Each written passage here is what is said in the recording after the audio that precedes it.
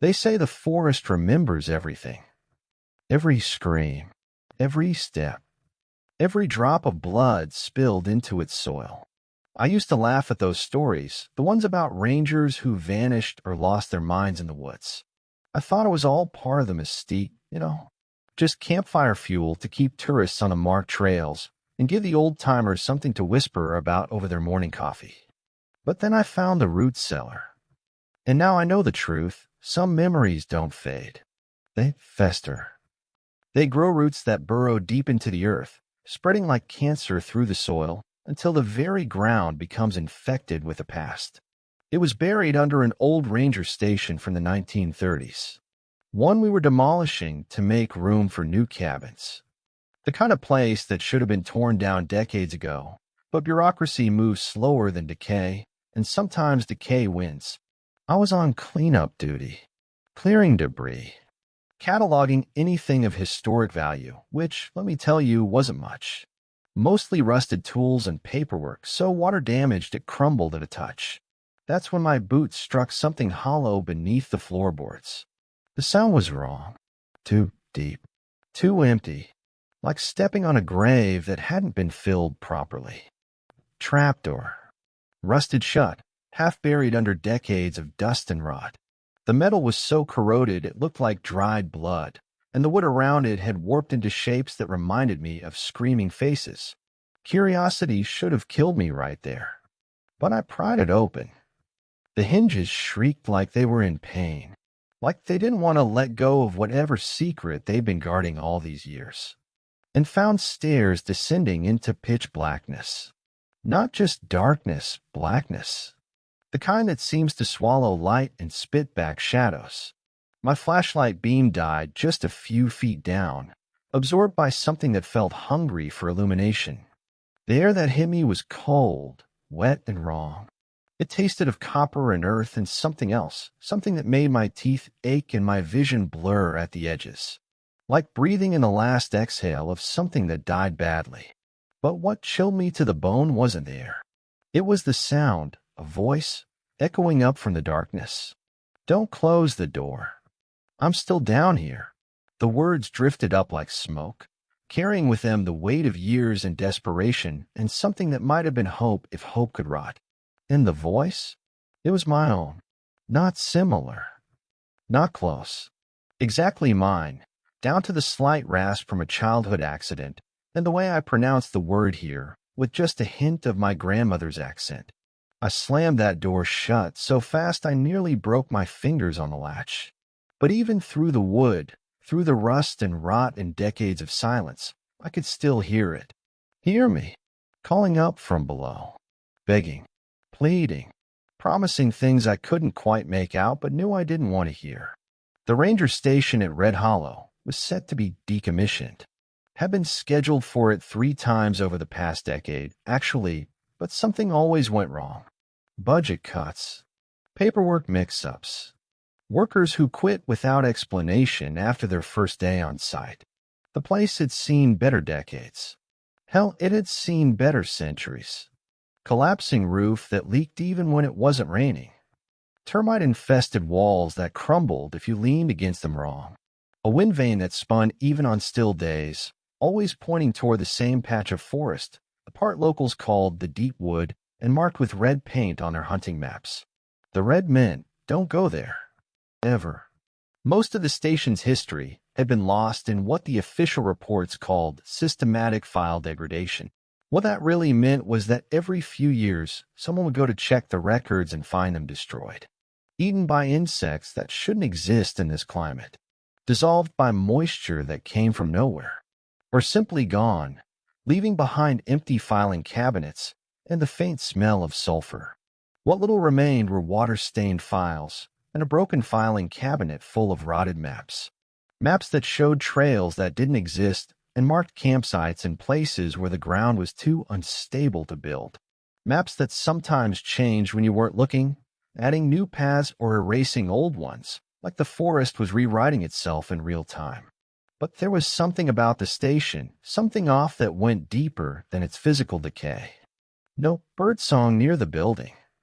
No insects buzzing. No squirrels chittering or leaves rustling. Even the wind seemed to die about 50 feet from the front door, leaving the air stagnant and thick. The wildlife kept their distance too. Deer paths that had been used for generations suddenly veered away from the station sometime in the 1940s. Bears left the area entirely. Even the smaller creatures, the mice and shrews and things that usually scurry through any abandoned building, avoided it like it was radioactive. Locals avoided the area, calling it the hollow that bites back. When pressed for details, they just shake their heads and change the subject. But I caught fragments sometimes, overheard conversations that stopped the moment they noticed me listening. Found him 3 days later, just walking in circles. Wouldn't stop screaming about the door. Never been the same since. Still, I had a job to do. The Forest Service doesn't pay you to believe in ghost stories. They pay you to catalog, document, and clear out. So that's what I did, even though every instinct I had was telling me to get back in my truck and drive until I hit pavement. I was assigned to catalog any artifacts before the bulldozers came through. Most of it was junk, honestly. Rusted tools that fell apart when you picked them up. Old ranger logs too moldy to read, their pages stuck together with something that wasn't quite moisture and wasn't quite mold. Uniform pieces from rangers whose names had been eaten away by time and whatever else lived in the station's walls. But there were personal items, too. A wedding ring left on a windowsill. Reading glasses folded carefully on a desk. A coffee mug with the name Thompson painted on the side in cheerful red letters that had somehow stayed bright despite everything else fading to gray. Then I stepped into the cellar room, or what used to be one. The floor had partially collapsed, creating a crater in the center of the room that dropped down into darkness. The floorboards around the edges hung at crazy angles, some dangling into the void like broken teeth. Beneath the floorboards, I noticed something strange. The wood was damp, like something beneath was still breathing or sweating. The moisture wasn't consistent either. It seemed to pulse, dry one moment and dripping the next, following a rhythm that reminded me uncomfortably of a heartbeat. When I tapped it with my boot, it gave a hollow thud, not the solid thunk of wood over dirt. This was deeper, more resonant, like tapping on the lid of something vast and empty. That's when I found the trapdoor. It was positioned at the exact center of the collapsed area, perfectly intact despite the chaos around it. The wood was different too, darker, older, carved with symbols that hurt to look at directly. When I tried to focus on them, my vision would blur and my head would start to pound. Bolted shut from above. But here's the thing that made my skin crawl. The bolts were new, shiny, recently installed. While everything else in the station was falling apart, someone had taken the time to reinforce this door, to make sure it stayed closed. I crouched, brushed away the dirt that had accumulated around the edges, and saw deep claw marks on the wood. Not on top, on the underside, gouged from below, like something had tried to claw its way up from whatever lay beneath.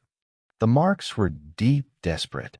Some had torn through the wood entirely, leaving jagged holes that leaked that same strange moisture. And they were fresh, no weathering, no age, as if whatever made them was still down there, still trying to get out. But that wasn't what made my stomach turn. It was the pattern of the scratches. They weren't random. They were deliberate, methodical. They spelled out words. Words I didn't want to read but couldn't stop myself from tracing with my finger. Help me. So dark. Please. And then, carved deeper than the rest, in letters that seemed to pulse with their own dim light. Don't forget me. Despite the building being abandoned for over 50 years, this wood was fresh. The scratches were recent. The moisture was warm to the touch. Something was still down there. Something that could write. Something that knew it had been forgotten. I came back the next day with tools. Bolt cutters. Headlamp. Backup radio. Emergency flares. A rope tied around my waist and anchored to my truck because whatever was down there, I wasn't going to let it trap me without a way out. But even as I loaded my gear, I knew I was making a mistake. The smart thing would have been to report it. Call in a team. Let someone else deal with whatever was scratching messages in the dark. Instead, I found myself driving back to Red Hollow before dawn, guided by something that felt less like curiosity and more like compulsion. Like the forest was calling me back. Like it had unfinished business with me. It took 20 minutes to free the latch. The metal had fused with rust and time, and every turn of the bolt cutters sent shrieks echoing through the empty station. But there was another sound underneath, a humming. Low and constant, like electricity running through buried cables. The second I cracked open that door, the smell hit me like a physical blow. Wet soil, rust, and something else, decay that wasn't quite animal and wasn't quite plant. It was the smell of things that had been forgotten so long they'd started to rot from the inside out. The humming stopped, replaced by absolute silence. Then from below, a whisper, "You came back." I should have stopped, reported it, waited, but I'd already started down the stairs. The steps were carved stone, worn smooth by decades of use, but somehow still solid. My boots echoed strangely. Each footfall seemed to multiply, like there were multiple sets of feet descending with me. When I stopped, the echoes continued for a few seconds before fading into silence. The air was cold, much colder than it should have been for a shallow cellar. My breath misted in front of me, and frost was forming on the stone walls despite it being midsummer above ground. My headlamp beams stretched ahead, revealing walls that weren't quite right. They were stone, yes, but the stones were fitted together without mortar, held in place by something dark and organic that pulsed with a life of its own. The substance seemed to react to my light, withdrawing slightly when the beam hit it directly. The walls were covered in something green and slimy that moved when I wasn't looking directly at it. Peripheral vision would catch writhing, reaching shapes, but when I turned my head, there would be nothing but that green coating, perfectly still and innocent. About 12 steps in, I started hearing the echoes. Footsteps. Not mine. These were lighter, faster, with a panicked quality that made my pulse quicken. They seemed to be coming from ahead of me, as if someone was running deeper into whatever lay beneath the station. Then came the breathing. Shallow and panicked, echoing off the stone walls with a wet quality that suggested tears or blood. Then a voice, soft, uncertain, desperate. "Hello." It sounded just like me. Exactly like me. Same pitch, same inflection, same slight catch in the throat that I get when I'm scared. It was so perfectly identical that for a moment I thought I might have spoken without realizing it. I froze on the steps, one hand gripping the stone wall for support. The surface was warm under my palm, warm and slightly soft, like skin. Turned my headlamp off. Listened. The darkness was complete and suffocating. It seemed to press against my eyes, my ears, my mouth, trying to force its way inside. In that blackness, sounds became magnified and distorted. My own heartbeat sounded like thunder. My breathing like a windstorm. Then, from deep below, so faint I almost missed it. "If you're up there, don't leave me." The voice carried pain and longing and a desperation that made my chest tight. It was my voice, but filled with emotions I'd never felt. Or at least, emotions I hoped I'd never feel. I backed up the steps fast, my boots slipping on the damp stone. Behind me, the footsteps started again, but now they were following me, matching my pace, getting closer. The breathing became heavier, more urgent. "Wait," the voice called. "Please wait. I've been alone so long." I reached the trapdoor and tried to slam it shut, but it resisted. Not like it was stuck, like something was pushing back from beneath. The wood flexed under my hands, warm and slightly yielding, and for a horrible moment I thought it might be alive. "Don't close it," the voice pleaded, closer now, maybe just a few steps below the door. "I need the light. I need to know someone remembers I'm here." But I threw my full weight against the door, and it closed with a sound like breaking bones. And I swear to God, as the latch clicked into place, I heard sobbing from below. Quiet, heartbroken sobbing that sounded like all the loneliness in the world concentrated into one voice. My voice. The door shuddered once, twice, as if something was pounding on it from below. Then silence. The station went quiet. But that voice, I couldn't stop hearing it. Even now, days later, I catch myself listening for it, especially at night when the world is quiet and dark.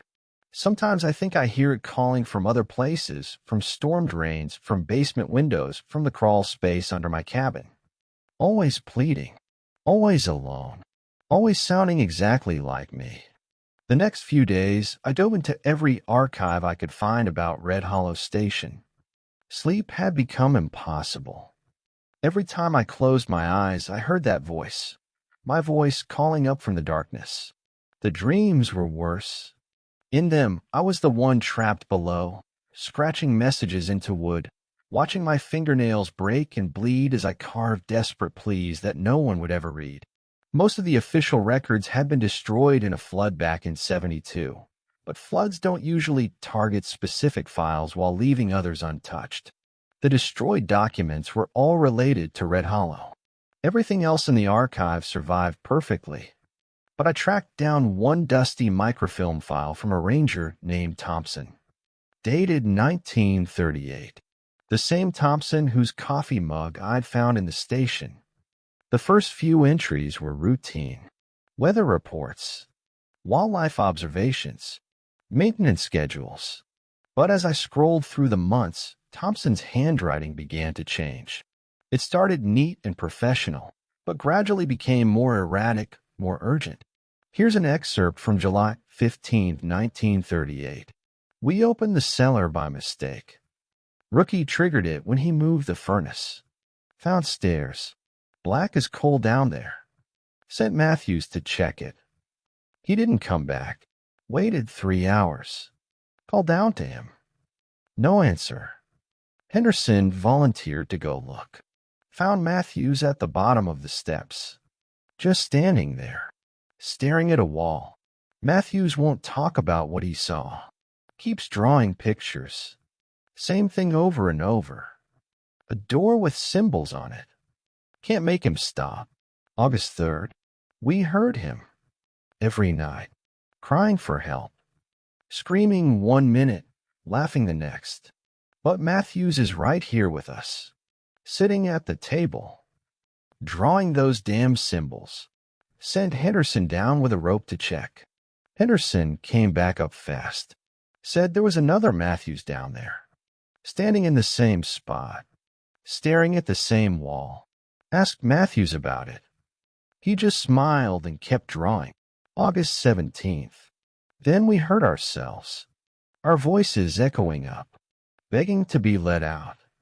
Henderson heard Henderson. I heard myself. But we're all here. All accounted for. All drawing the same symbols now. The symbols hurt to look at.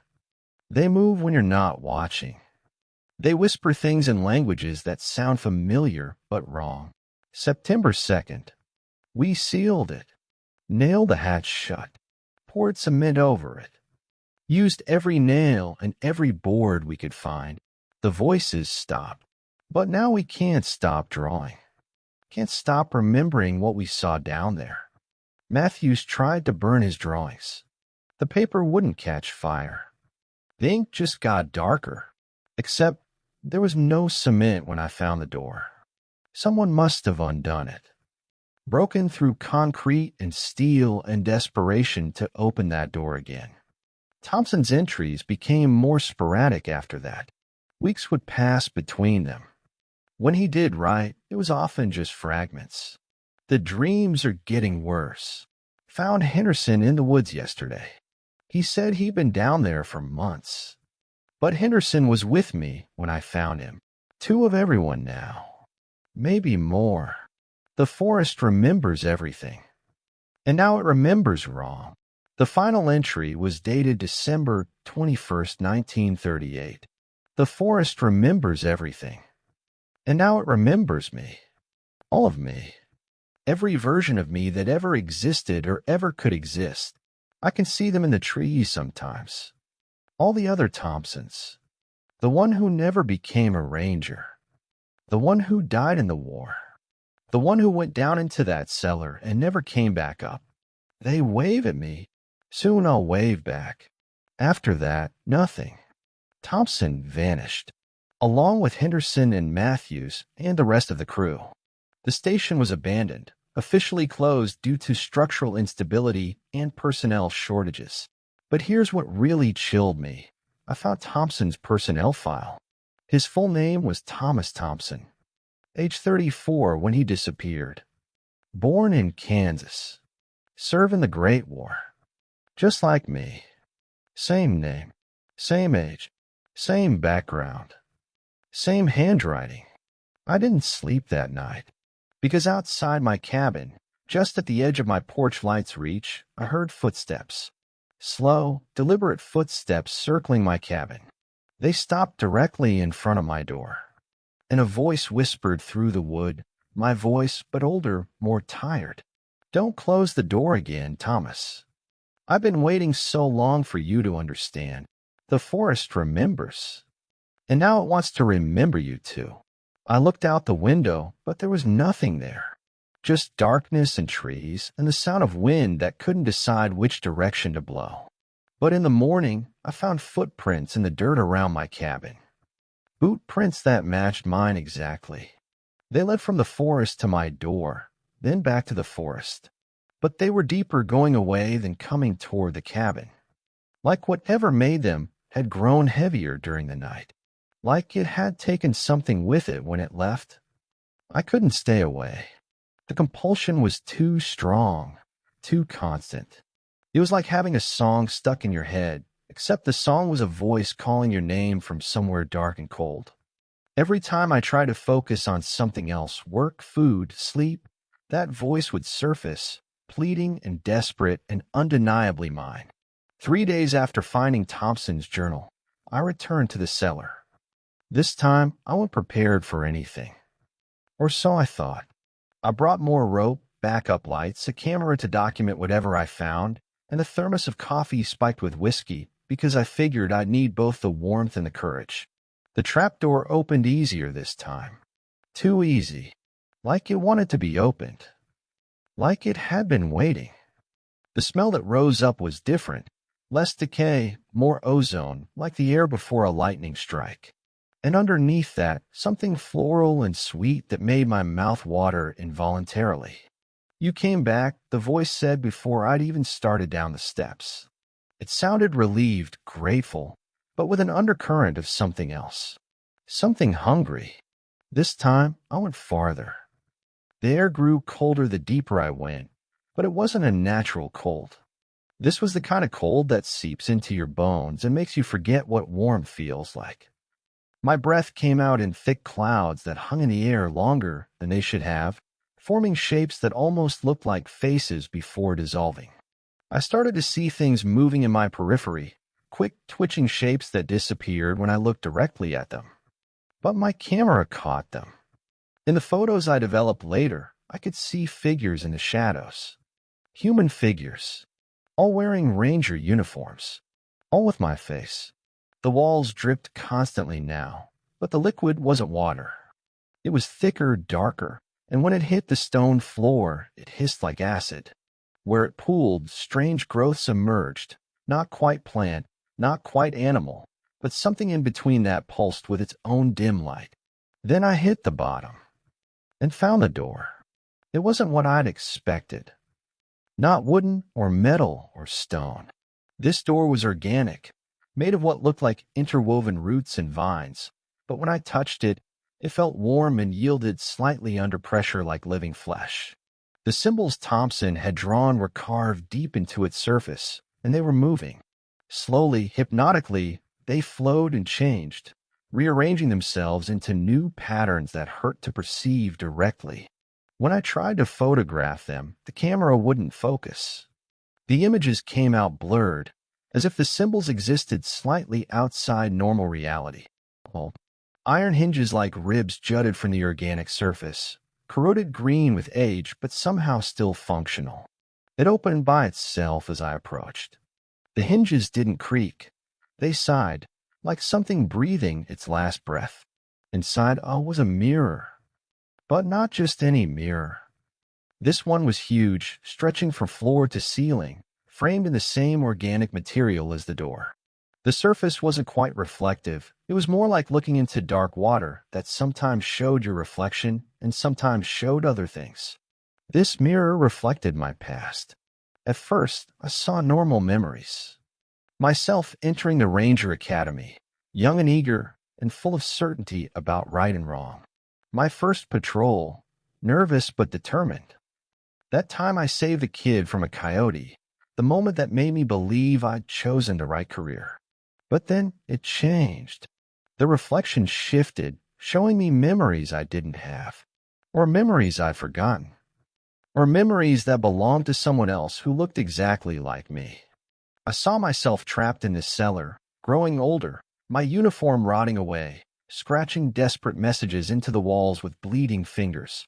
I watched my reflection age years in moments, watched myself lose hope and sanity, and finally just sit in the corner, staring at nothing, while things that might have been years or decades passed in the darkness.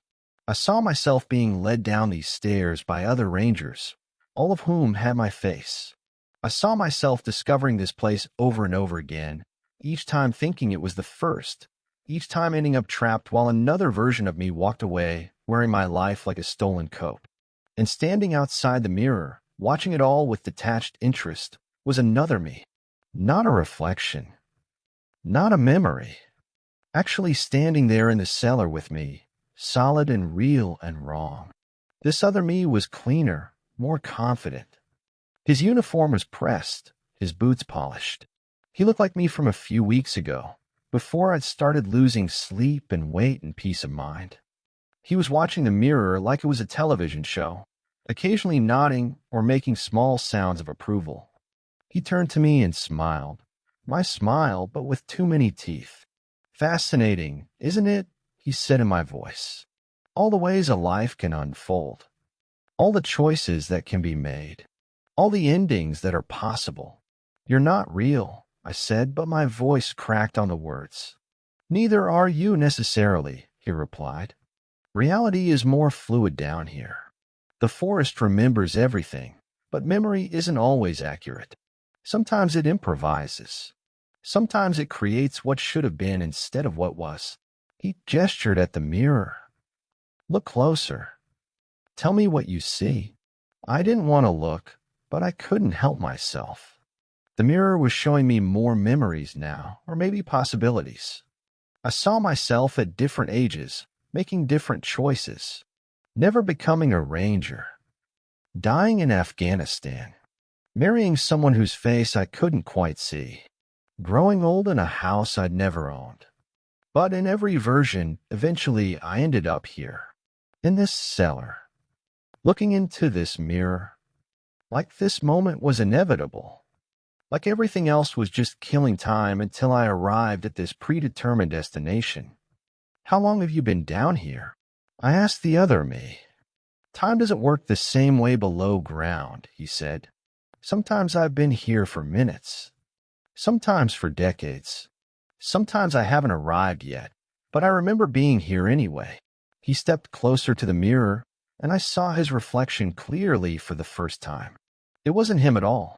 It was the version of me from the mirror, the one who'd been trapped and broken and forgotten. The forest keeps what it wants, he said. And it wants you. All of you. Every version that ever existed or could exist. It's building a collection. Why? He smiled again, and this time I could see that his teeth were roots, thin white roots that extended down into his throat. Because, he said, someone has to remember what was lost. Someone has to keep the stories alive. And who better than the person who lived them? That's when I realized the truth. I wasn't the first Thomas to find this place. I was just the next one in line. The mirror showed me the pattern, an endless cycle of discovery and descent and replacement. Each Thomas thinking he was the original, never realizing he was just another iteration in an ongoing series. Like this had happened before. like it was supposed to, like it would keep happening forever unless someone broke the cycle. But how do you break a cycle when you're not even sure which version of yourself you are? I ran, fell up the stairs, bleeding from cuts I didn't remember getting, panting like I'd been underwater too long. My hands were scraped raw from clawing at the stone walls, and my throat was hoarse from screaming words I couldn't remember speaking. The other me didn't follow. He just stood by the mirror, watching me flee with that same detached interest, like my panic was mildly entertaining but ultimately irrelevant. Burst into daylight that felt thin and watery after the thick darkness below. But everything had shifted. The station was gone. Not demolished, gone. Like it had never existed. No rubble, no foundation, no trace that a building had ever stood there. The ground was covered with pine needles and fallen leaves, undisturbed, as if they'd been accumulating for decades. In its place was forest. Dense, ancient, unmapped. Trees that were too tall and grew too close together, their canopies so thick that even midday sunlight barely penetrated to the forest floor. The trunks were massive, scarred with symbols that hurt to look at directly, and when the wind moved through their branches, it sounded almost like whispers. My radio? Dead. Not just out of range, completely silent, like every frequency had been wiped clean. Compass. Spinning endlessly, never settling on any direction, as if magnetic north had been revoked. Sunlight? Stuck at midday. No matter how long I waited, the sun never moved. The shadows never shifted. Time itself seemed frozen, or maybe just irrelevant. My truck was gone, too. The road that had brought me here had vanished, replaced by deer paths that led nowhere and loops of trail that always circled back to the same clearing. That's when I saw the figure. Across the clearing, maybe 50 yards away, standing perfectly still among the trees, wearing my uniform. Clean, pressed, official. Carrying my gear. My pack, my radio, my clipboard with the station inventory. Walking away from me with purpose and confidence, like he had somewhere important to be. Heading toward a ranger truck I recognized parked at the edge of the clearing. Mine. Same license plate, same dent in the bumper from where I'd backed into a tree during my second week on the job. Same coffee stain on the dashboard that I'd never been able to scrub out completely. I screamed at him to stop, but he didn't turn, didn't even flinch, didn't acknowledge my existence in any way. Just got in the truck, my truck, with my keys, using movements that were exactly like mine, and drove away. Down a road that hadn't been there moments before, but looked like it had existed forever. And I understood. The forest had chosen. The seller had taken something from me, not my body, not my memories, but something more fundamental. My place in the world. My reality. My right to exist in the daylight. And sent something else back in my place. Something that looked like me, sounded like me, had all my memories and mannerisms and habits, but wasn't quite me. A replacement that would live my life better than I ever had, while I remained here in this pocket of frozen time, trapped between the forest and whatever lived beneath it. I tried to follow the road, but it faded away after a few hundred yards, dissolving into undergrowth like it had been nothing more than wishful thinking. When I turned around, even the clearing was gone, replaced by more forest, more trees, more whispers and languages I almost understood. The sun never moved. The shadows never changed. And sometimes, when the wind was still, I could hear my own voice calling from somewhere far below, begging someone, anyone, not to close the door. I found a stream eventually, but the water reflected things that weren't there. Sometimes my face, sometimes the face of the other me, sometimes faces I didn't recognize but knew were all versions of Thomas Thompson from times and places that had never quite existed. When I tried to drink, the water tasted like copper and earth and the last breath of dying things. At night, though night never fully came, just a dimming of the perpetual twilight, I could see lights moving through the trees. Flashlight beams carried by figures in ranger uniforms, all searching for something they'd never find. All of them had my face. Some looked young and eager, like I had when I first started this job. Others looked older, worn down by years of disappointment and compromise. A few looked exactly like I did now, confused, frightened, beginning to understand that they were trapped in something much larger and more terrible than they'd imagined. They never spoke to each other, these other versions of me. They just wandered through the forest with their lights, searching the same areas over and over, following patterns that never changed and never led anywhere. Sometimes I called out to them, but they couldn't hear me. Or maybe they chose not to. Maybe they were all trapped in their own loops of time and memory, all convinced they were the only real Thomas Thompson in a forest full of copies. Maybe that's what I was too. Just another copy wandering in circles, slowly losing track of which memories were real and which were borrowed from the other versions of myself that the forest had collected over the years. The worst part wasn't the isolation or the fear or even the growing certainty that I'd never leave this place. The worst part was that sometimes when I caught my reflection in the stream or saw my shadow moving across the forest floor, I wasn't sure which Thomas the First was anymore. Was I the original who'd found the cellar? Or was I one of the earlier ones, trapped here so long that I've forgotten which decade I came from? Maybe I was Thompson from 1938, driven mad by decades of solitude and convinced that I was someone else entirely. Or maybe I was the replacement, sent here to keep the real Thomas company while something else wore his life like a stolen uniform. The forest remembers everything. But memory, I was learning, isn't the same as truth. If you're still listening, know this. Some places in the forest aren't made of trees and dirt. They're made of memory, of repetition, of voices that echo until they're real again, of choices that create their own consequences, looping back through time until cause and effect become indistinguishable from each other. I escaped eventually, or at least, I think I did. But escape might not be the right word. Maybe I was released. Maybe the forest got tired of my particular version of confusion and terror and decided to try a different Thomas Thompson for a while. Maybe the forest cycles through us, keeping us fresh, making sure its collection doesn't get stale. I found myself on a highway 3 states away, wearing my uniform, carrying my ID, with no memory of how I'd gotten there. My truck was parked nearby, keys in the ignition, gas tank full. Like I just stopped for a rest and somehow lost several days. The date on my phone said 2 weeks had passed, but I only remember being in the forest for a few hours. Or maybe it was years. Time had become meaningless down there, measured not in minutes or hours, but in heartbeats and breaths and the slow decay of hope. When I tried to drive back to Red Hollow, the roads wouldn't cooperate. Every GPS led me in circles. Every map showed different routes that ended at dead ends or construction zones that had been completed decades ago. It was like the forest was protecting itself, making sure I couldn't find it again. Or maybe making sure I couldn't lead anyone else there. But some nights, I still dream I'm in that cellar.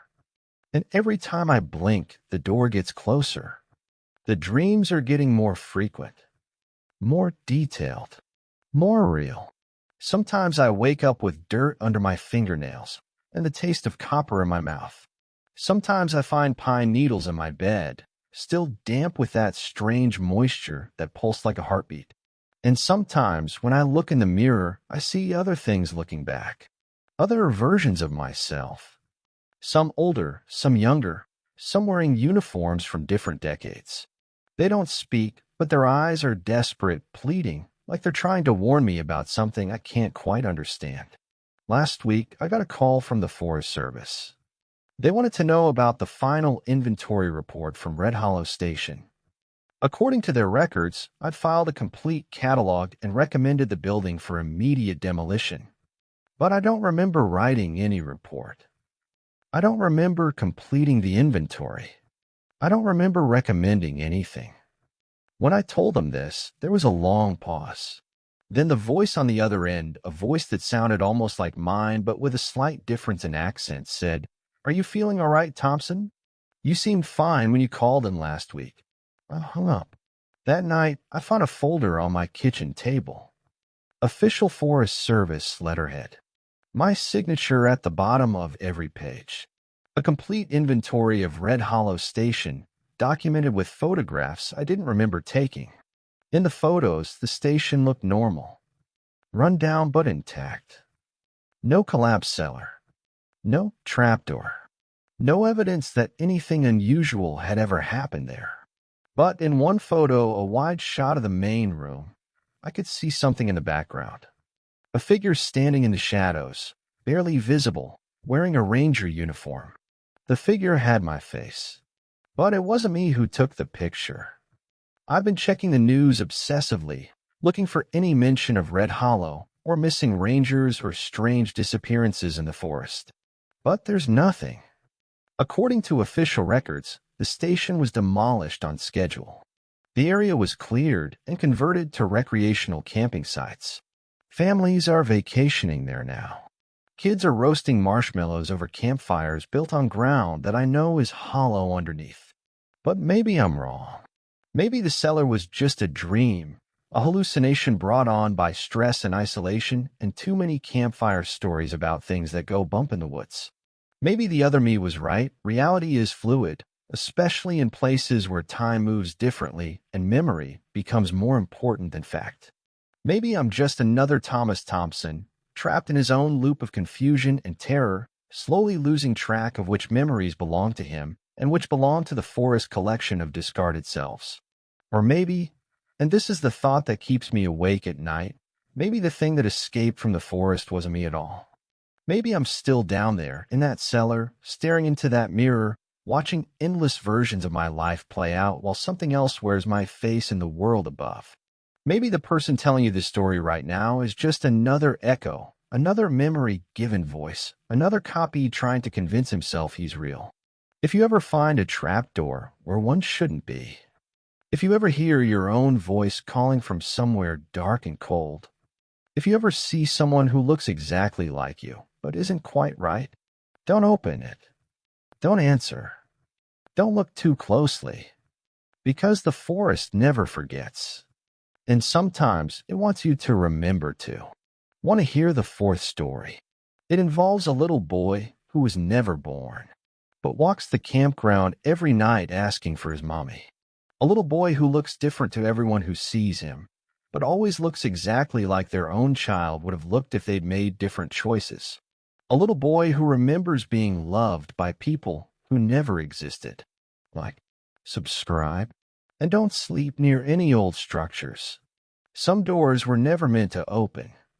Some memories were never meant to be preserved. And some echoes of yourself should never be allowed to find their way back to the surface. The forest is patient. The forest is thorough. And the forest always remembers to collect what it's owed. Sweet dreams. People assume the scariest thing about being a park ranger is the animals. Bears, mountain lions, venomous snakes. Sure, they'll kill you if you give them a reason. But the truth is, you can prepare for animals. You know where they roam, when they're hungry, what provokes them. They're predictable. They follow patterns carved into their DNA over millions of years of evolution. A mother bear with cubs will charge if you get too close. A rattlesnake will coil and strike if cornered. Simple cause and effect. What nobody prepares you for is isolation. And what hides in it? The thing about true isolation, the kind where you're dazed from the nearest human being, is that it changes you. Your mind starts filling in the gaps. Every shadow becomes movement. Every branch creaking in the wind becomes footsteps. Your brain, desperate for stimulation, begins manufacturing what isn't there. Or at least, that's what I told myself. You see, a few years ago, I volunteered for one of the most remote assignments we had, a week-long solo shift at an abandoned fire lookout on Dead Elk Ridge. The ridge got its name from a mass elk die-off in the 1940s, some kind of disease that swept through the herd, leaving dozens of carcasses scattered across the mountainside. Local Shoshone tribes had avoided the area long before that, calling it the place where spirits lose their way. But park management never put much stock in old stories. You might be wondering why the tower was abandoned. Simple budget cuts. The tower had been decommissioned since the 1980s, long before cell service or GPS made remote monitoring easier. Still, it offered a high vantage point over nearly 50 square miles of wilderness. And with wildfire risk increasing every season, my supervisor thought it'd be smart to have someone keep an eye on that part of the park. The plan was simple: 1 week. Daily radio check-ins at 0800 and 1800 hours. Bring your own food and water. Camp up in the tower. Observe. Report any unusual activity: smoke, unauthorized campers, anything out of the ordinary. Easy money, they said. A paid vacation in the mountains. Except it wasn't empty. Because on my second night, as storm clouds gathered and lightning began to dance across the peaks, I got a radio transmission. Crackly, distorted, barely intelligible through the static. But it said this: "Is anyone out there? I've been up here for, I think, 42 years. The seasons blur together. Please, please help me. I can't find a way down." And the worst part, the transmission was coming from inside my own tower, from a radio that had been dead for decades. When I told my wife about the assignment, she raised an eyebrow over her morning coffee. Dead Elk Ridge? That place gives me the creeps. It looks like the setting of a horror film. She'd driven past the access road once during a day trip to the hot springs, caught a glimpse of the tower through the tree lean. Something about it just feels wrong. I laughed it off, kissing her forehead as I grabbed my gear bag. You've been watching too many scary movies. It's just an old tower on a mountain. Honestly, I was looking forward to the solitude. I'd been a ranger for over a decade and seen my share of strange things. Tourists who vanished for days only to turn up miles away with no memory of how they got there. Campsites found perfectly intact but completely abandoned. Strange lights that dance between the trees on moonless nights. But nothing supernatural. There was always a rational explanation. Always. I figured the tower would be dusty, maybe rodent-infested at worst. A chance to catch up on some reading, maybe do some sketching. The kind of peaceful retreat that reminded you why you became a ranger in the first place. The hike-in took most of the morning. The trail was overgrown but still passable, winding through dense pine forest that gradually thinned as I gained elevation. Beautiful. Quiet. No tourists, no kids blasting music from portable speakers, just the sound of birds calling to each other and my own boots crunching on pine needles and granite. As I climbed higher, I noticed something odd. The normal forest sounds, the chittering of squirrels, the rustle of small animals in the underbrush, gradually faded away. By the time I reached the final switchback, the only sounds were my own breathing and the whisper of wind through the trees. I reached the lookout tower around noon. It was taller than I'd expected, maybe 60 feet of weathered steel and wood, with a small cabin perched at the top like a bird's nest. The structure was surprisingly intact, though rust stains streaked down the support beams like old tears.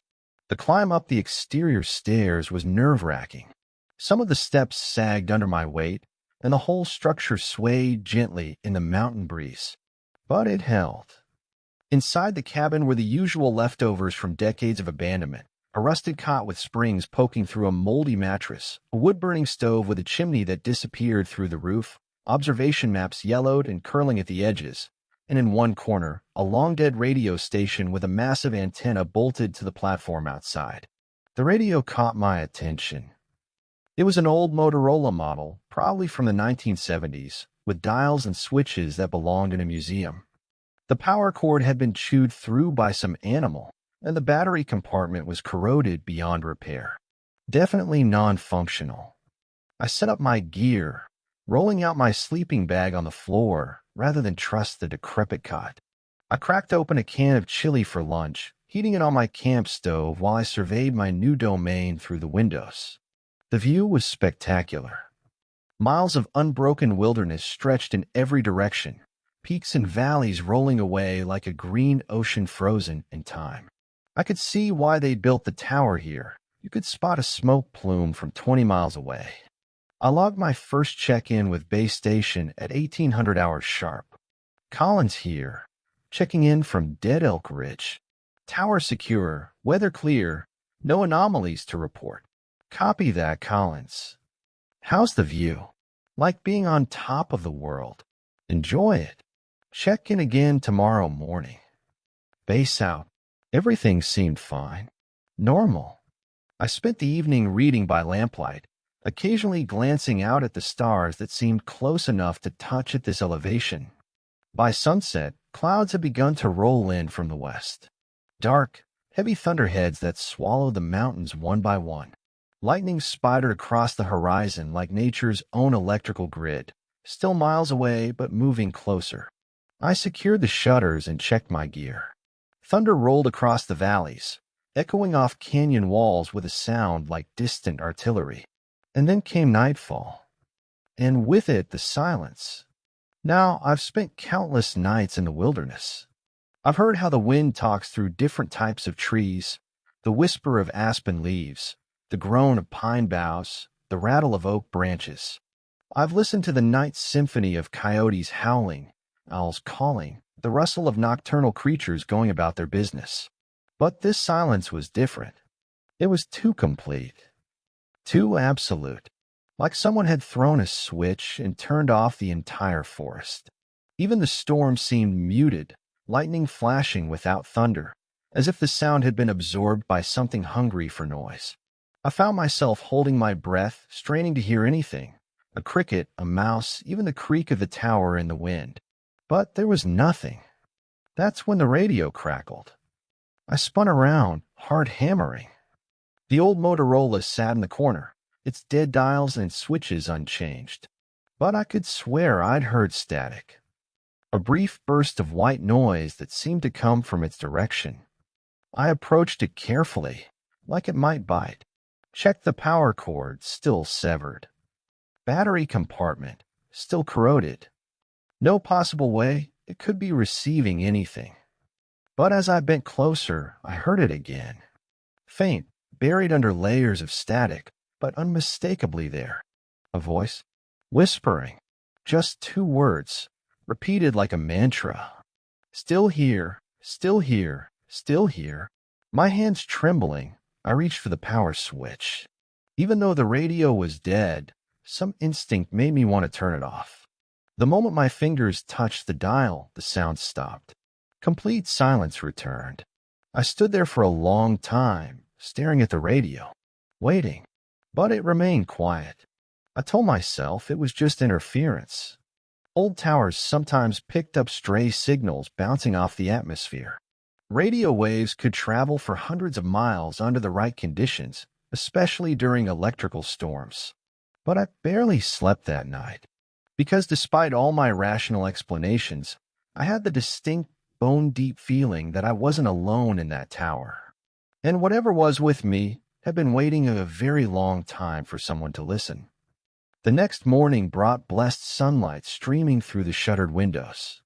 I forced myself to laugh at my nighttime fears as I made coffee on my camp stove. Altitude and isolation, that's all it was. I'd seen it happen to other rangers, the mind playing tricks in the thin air and endless quiet. I spent the day doing what I'd come here to do, scanning the horizon through binoculars, logging cloud patterns and wind speeds, monitoring the radio frequencies for any emergency chatter. Around midday, I spotted a thin column of smoke rising from a lightning strike 3 valleys away. I radioed it in, gave coordinates, and watched through my scope as a helicopter crew doused it before it could spread. Routine. Normal. Exactly what I'd signed up for. But that evening, just before dusk painted the sky in shades of orange and purple, I found something that made my skin crawl. I'd been reorganizing the tower's interior, sweeping out decades of dust and mouse droppings, when I noticed something carved into the underside of the observation desk. The wood was old and weathered, but someone had taken considerable time and effort to carve deep, deliberate letters into the grain. I had a lie on my back and used my flashlight to read the full message. Do not answer the radio. It lies. They all lie. Don't believe what you see in the mirror. The trail only goes one way now. If you're reading this, I'm sorry. R. Hendricks, 1983-inch. I stared at it for a long time, running my fingers over the carved letters. The grooves were real, worn smooth by decades of weather seeping through the floorboards. This wasn't some tourist graffiti or a prank by bored maintenance crews. Someone had spent hours, maybe days, carving this message with desperate precision. R. Hendricks.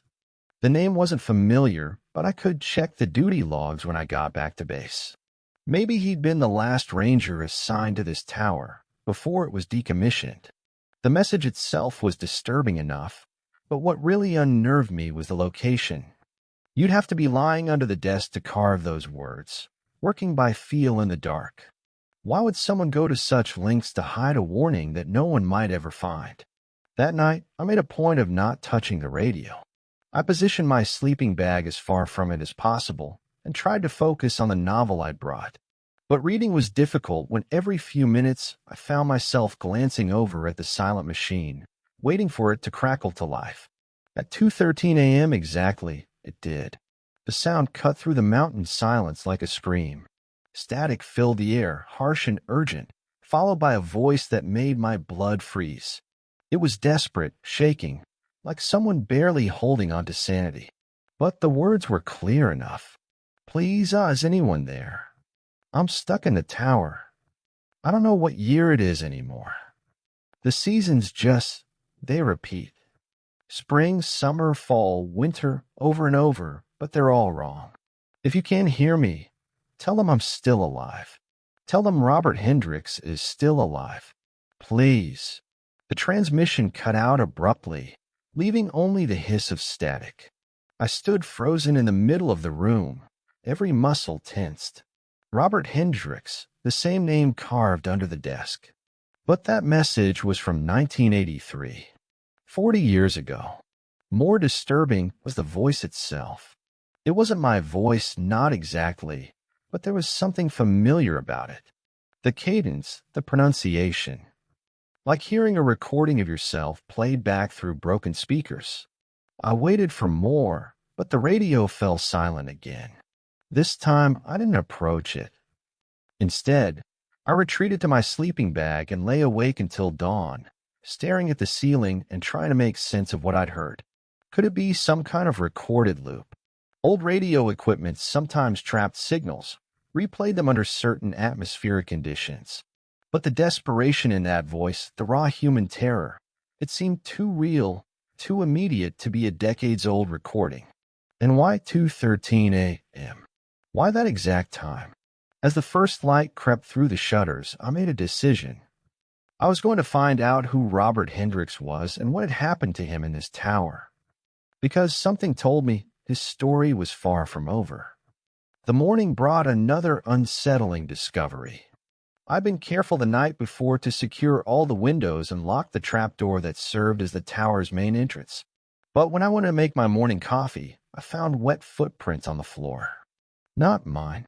These were bare feet, smaller than my size 12 boots, with distinct toe prints pressed into the dust. They formed a rough circle around a radio, as if someone had been pacing around it during the night. But that was impossible. The only way into the tower was through the trapdoor, and I not only locked it but piled my gear bag on top for good measure. The windows were too small and too high off the ground for anyone to climb through. I followed the footprint trail, noting how they seemed to fade as they moved away from the radio, becoming fainter and fainter until they disappeared entirely near the center of the room. Not like someone had wiped them away, but as if whoever made them had simply evaporated. My hands shaking, I checked the trapdoor. Still locked from the inside. Gear bag undisturbed. That's when I noticed something else that made my stomach lurch. In the center of the room, where the footprints ended, was a puddle of water. Not clean water. It was dark, almost black, with an oily sheen that reflected the morning light in strange patterns. I knelt beside it, careful not to touch. The smell hit me immediately, stagnant water mixed with something organic and rotten, like vegetation that had been underwater for decades. As I watched, the puddle seemed to shrink, absorbed into the wooden floorboards as if the tower itself was drinking it. Within minutes, it was gone completely, leaving only a dark stain that looked remarkably like a human silhouette. I needed air, space, distance from whatever was happening in that tower. I grabbed my radio and headed for the trapdoor, but stopped when I noticed one final detail that nearly sent me running down the mountain. Hanging from a nail beside the door was a ranger hat identical to mine. Same style, same color, but weathered and faded with age. A small brass nameplate was pinned to the front brim. It read, R. Hendricks. With trembling fingers, I lifted the hat from its hook. Inside the crown, scratched into the leather headband with what looked like a fingernail, were dozens of tally marks. I counted them twice to be sure. 15,347 marks. If each mark represented a day. Robert Hendricks had been counting for over 42 years. I needed to get out of that tower, needed to feel solid ground beneath my feet and breathe air that didn't taste of decades-old secrets. I clipped the radio to my belt and headed down the exterior stairs, taking them two at a time in my haste to put distance between myself and whatever impossible thing was happening up there. The morning air was crisp and clean, scented with pine and mountain wildflowers. Normal. Real. I hiked about a quarter-mile down the trail to a rocky outcrop that offered a clear view of the surrounding valleys and tried to radio base station.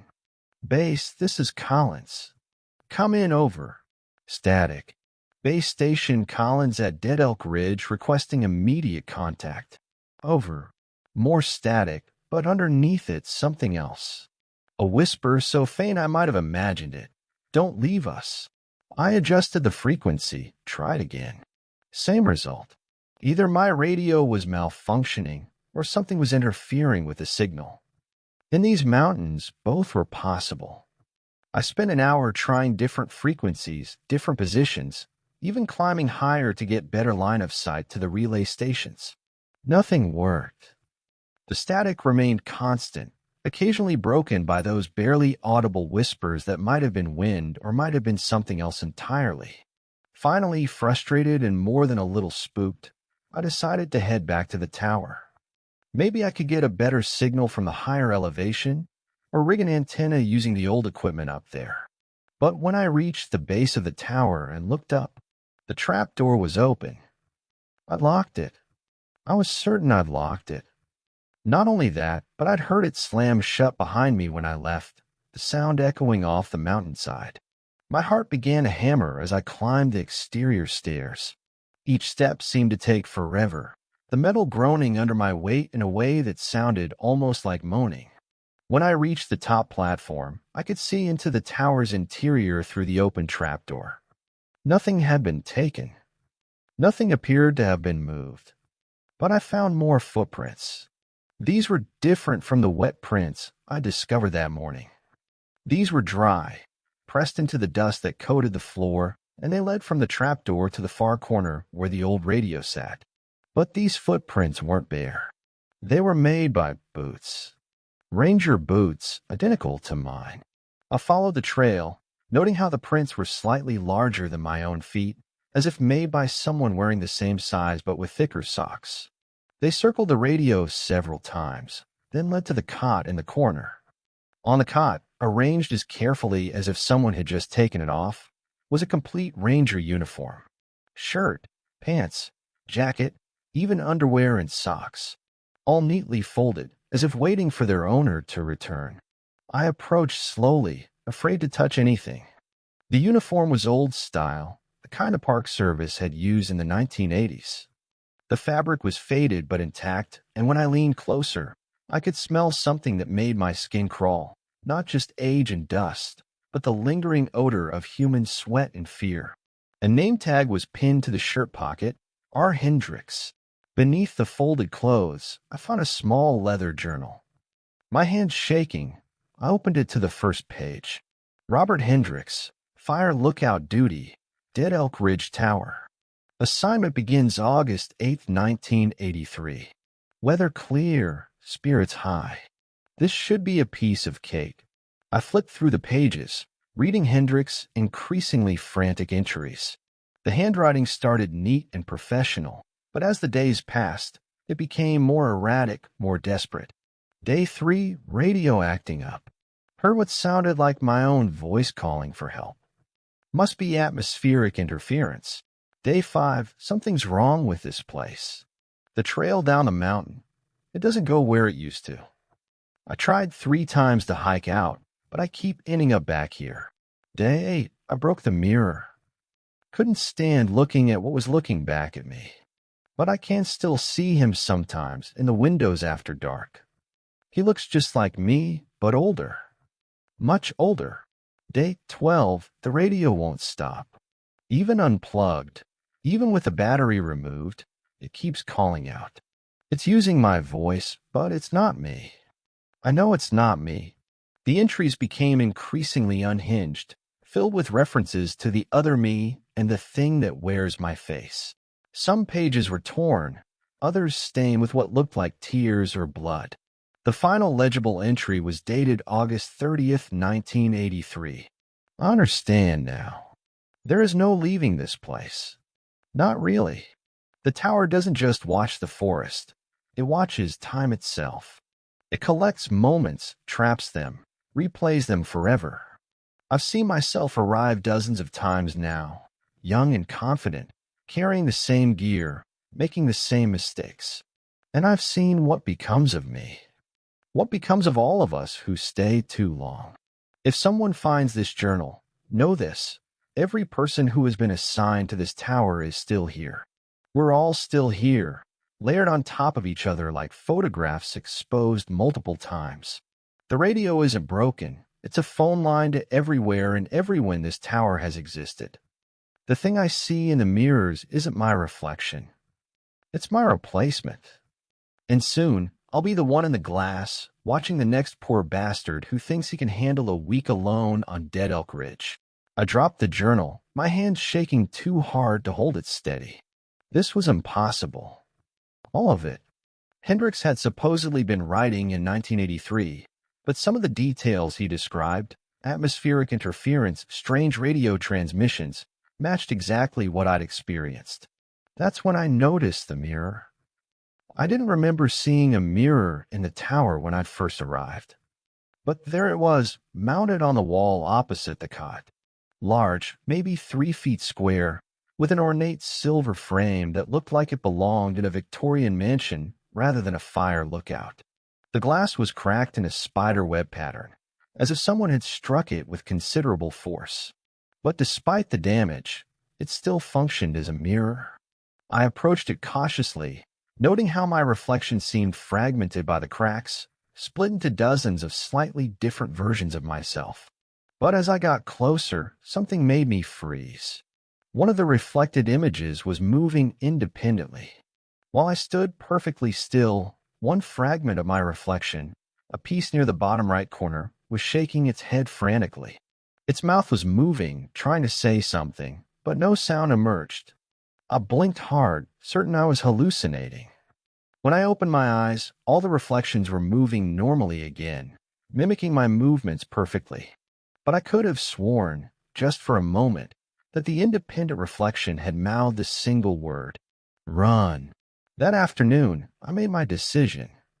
I was leaving. Journal or no journal, impossible radio transmissions or not, I was hiking down that mountain and reporting this entire situation to my supervisors. Let them send a team to investigate.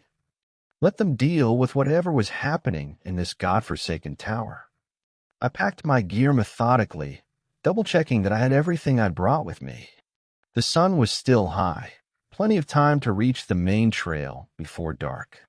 But when I opened the trap door and looked down at the trail, it was gone. Not overgrown, not washed out by recent storms. Simply absent. Where there had been a clear path winding down through the trees, now there was only unbroken forest.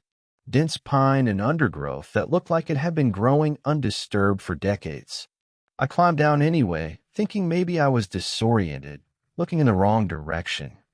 But every direction looked the same. No matter which way I headed, the terrain funneled me back toward the base of the tower. I tried to follow the ridgeline, thinking I could at least maintain my bearing until I found another trail. But the ridge itself seemed to curve and twist in ways that defied topography, leading me in a wide circle that ended exactly where I'd started. As the sun began to set, painting the sky in shades of red that reminded me uncomfortably of blood, I was forced to admit the truth that Hendrix had discovered 40 years earlier. There was no leaving Dead Elk Ridge. Not anymore. The tower had claimed me, just as it had claimed him, just as it had probably claimed others whose names I might never know. That night, I sat in the corner farthest from the radio and the mirror, my back against the wall, watching both for any sign of movement. I didn't even pretend to try sleeping. At 2:13 a.m., the radio crackled to life again. This time, the voice was clearer, more desperate. "Please, you have to listen to me. I know you're up there. I can feel you trying to leave, but it won't let you." The tower feeds on isolation, on fear, on the slow dissolution of reality. I've been trying for 42 years to warn someone, anyone who might be strong enough to break the cycle. I found myself moving toward the radio despite every instinct screaming at me to stay away. "My name is Robert Hendricks. I was a park ranger, just like you. I came here thinking it would be a simple assignment. 1 week. That's all it was supposed to be. But this place, it doesn't exist in normal time. Days repeat. Seasons cycle backwards. I've lived the same week thousands of times, watching myself arrive over and over again, powerless to change anything." The transmission was interrupted by static, then resumed. "But you're different. I can sense it. You're fighting it, resisting the pull. Maybe you can succeed where I failed. Maybe you can." The signal cut out abruptly, replaced by another voice. The same voice, but different. Colder. More distant. "Don't listen to him. He's been broken for decades. There's no escape, Collins. You might as well accept it now. Fighting only makes the process more painful." I jerked my hand away from the radio, as if it had burned me. Because that second voice, it was mine. My exact voice, speaking words I'd never said, warning me away from my only possible source of help. And somehow, impossibly, it knew my name. Day 4, or what I thought was day 4, though time seemed to move differently now, like syrup poured through fractured glass, I tried to force the radio offline permanently. I'd had enough of the voices, the impossible transmissions, the growing certainty that whatever was happening to me had happened before, would happen again, was perhaps happening right now to someone else in some other version of this same cursed week. I pulled wires loose from their connections, careful to avoid any electrical shock from whatever phantom power source kept the ancient equipment running. When that didn't work, I yanked fuses from their housings, tossing them out the window to shatter on the rocks below. The radio kept humming. Frustrated beyond reason, I grabbed the fire axe from the emergency kit and took it to the battery pack that should have been dead for decades. Sparks flew as the blade bit into corroded terminals and cracked plastic housing. Still, the radio purred with electric life, its dials glowing faintly in the growing dusk. That's when I understood that whatever power source kept this machine running wasn't something I could disconnect with tools or brute force. It was drawing energy from something far more fundamental than electricity. At 2:13 a.m., always 2:13, like some cosmic alarm clock set by a mad god, the radio came alive with renewed vigor. This time, the voice that emerged was clearer than it had ever been. My voice, unmistakably, but worn thin by desperation and uncounted years of isolation. The transmission paused, filled with the sound of ragged breathing. "You're going to be trapped too, unless you can find a way to break the cycle. I've tried everything, destroying the radio, burning the tower even." The voice broke, became a whisper. "Even destroying myself. But nothing works. Every morning, I wake up, and it's my first day here again. Except now I remember all the other first days, all the other attempts to escape." Another pause, longer this time. "But you're different somehow. I can sense you fighting it, maintaining your sense of self even as the days blur together. Maybe you're strong enough to." The signal cut out, replaced immediately by another voice. Still mine, but transformed by something cold and patient and utterly inhuman. Don't listen to him. He failed. They all fail eventually. You will too.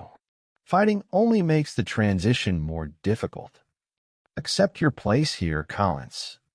Join us willingly, and the process will be gentle. Resist, and you'll spend decades screaming into a radio that no one will ever answer. Then, impossibly, I heard my own laughter, bitter, broken, the sound of someone who had looked too long into an abyss that stared back. He still thinks someone's going to rescue him. After 42 years, he still believes a helicopter will come, that a search team will find him. Sweet, isn't it? The way hope can survive even when reality has been torn to shreds. I stumbled backward from the radio, my legs suddenly weak. That laughter, that cruel amusement. It was my voice, my cadence, but expressing thoughts I'd never had, emotions I'd never felt. You want to know the truth, Collins? We're all here. Every ranger who's ever been assigned to this tower. We're layered on top of each other like pages in a book, all trying to live the same story simultaneously. Some of us have accepted it. Some of us, like poor Robert, still think escape is possible. And some of us have learned to enjoy our situation. The voice took on a quality I can only describe as predatory. Guess which category you'll fall into? I didn't sleep that night. Couldn't sleep. Instead, I sat with my back to the wall, watching the radio and the broken mirror, waiting for something to move, to change, to give me some indication of what I was really dealing with. Around dawn, I noticed something that made my blood freeze. The tally marks inside Hendrick's hat, the ones I'd counted as numbering over 15,000, had increased. There were now 15,348 marks.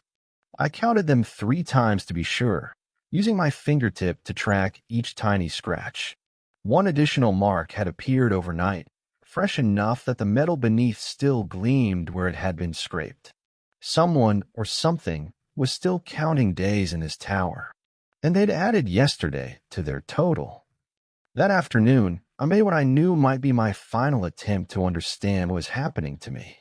I went through every drawer, every cabinet, every loose floorboard in the tower, looking for additional clues about its history and the fate of those who had been trapped here before me. What I found was worse than I'd imagined. Hidden in a gap between 2 wall panels, I discovered a collection of personal items that had obviously belonged to different people. A pair of wire-rimmed glasses, a pocket watch stopped at 213, a wedding ring inscribed with "Forever Yours Amy," a small silver cross on a broken chain, and a dozen other trinkets that told the stories of lives interrupted, dreams abandoned. But it was the photographs that really shook me. There were maybe 20 of them, all taken inside the tower, all showing the same scene, a ranger sitting at the observation desk, writing in a logbook. But the faces were different in each photo. Different ages, different decades based on the uniforms and equipment visible in the shots. And in every single photograph, barely visible in the background, stood the same figure. A man in a ranger uniform, his face partially obscured by shadow, watching the oblivious subject with an expression of patient hunger. In some photos, he stood near the window. In others, by the radio. In a few, he was positioned directly behind the seated ranger, close enough to touch. The watching figure never aged, never changed position significantly.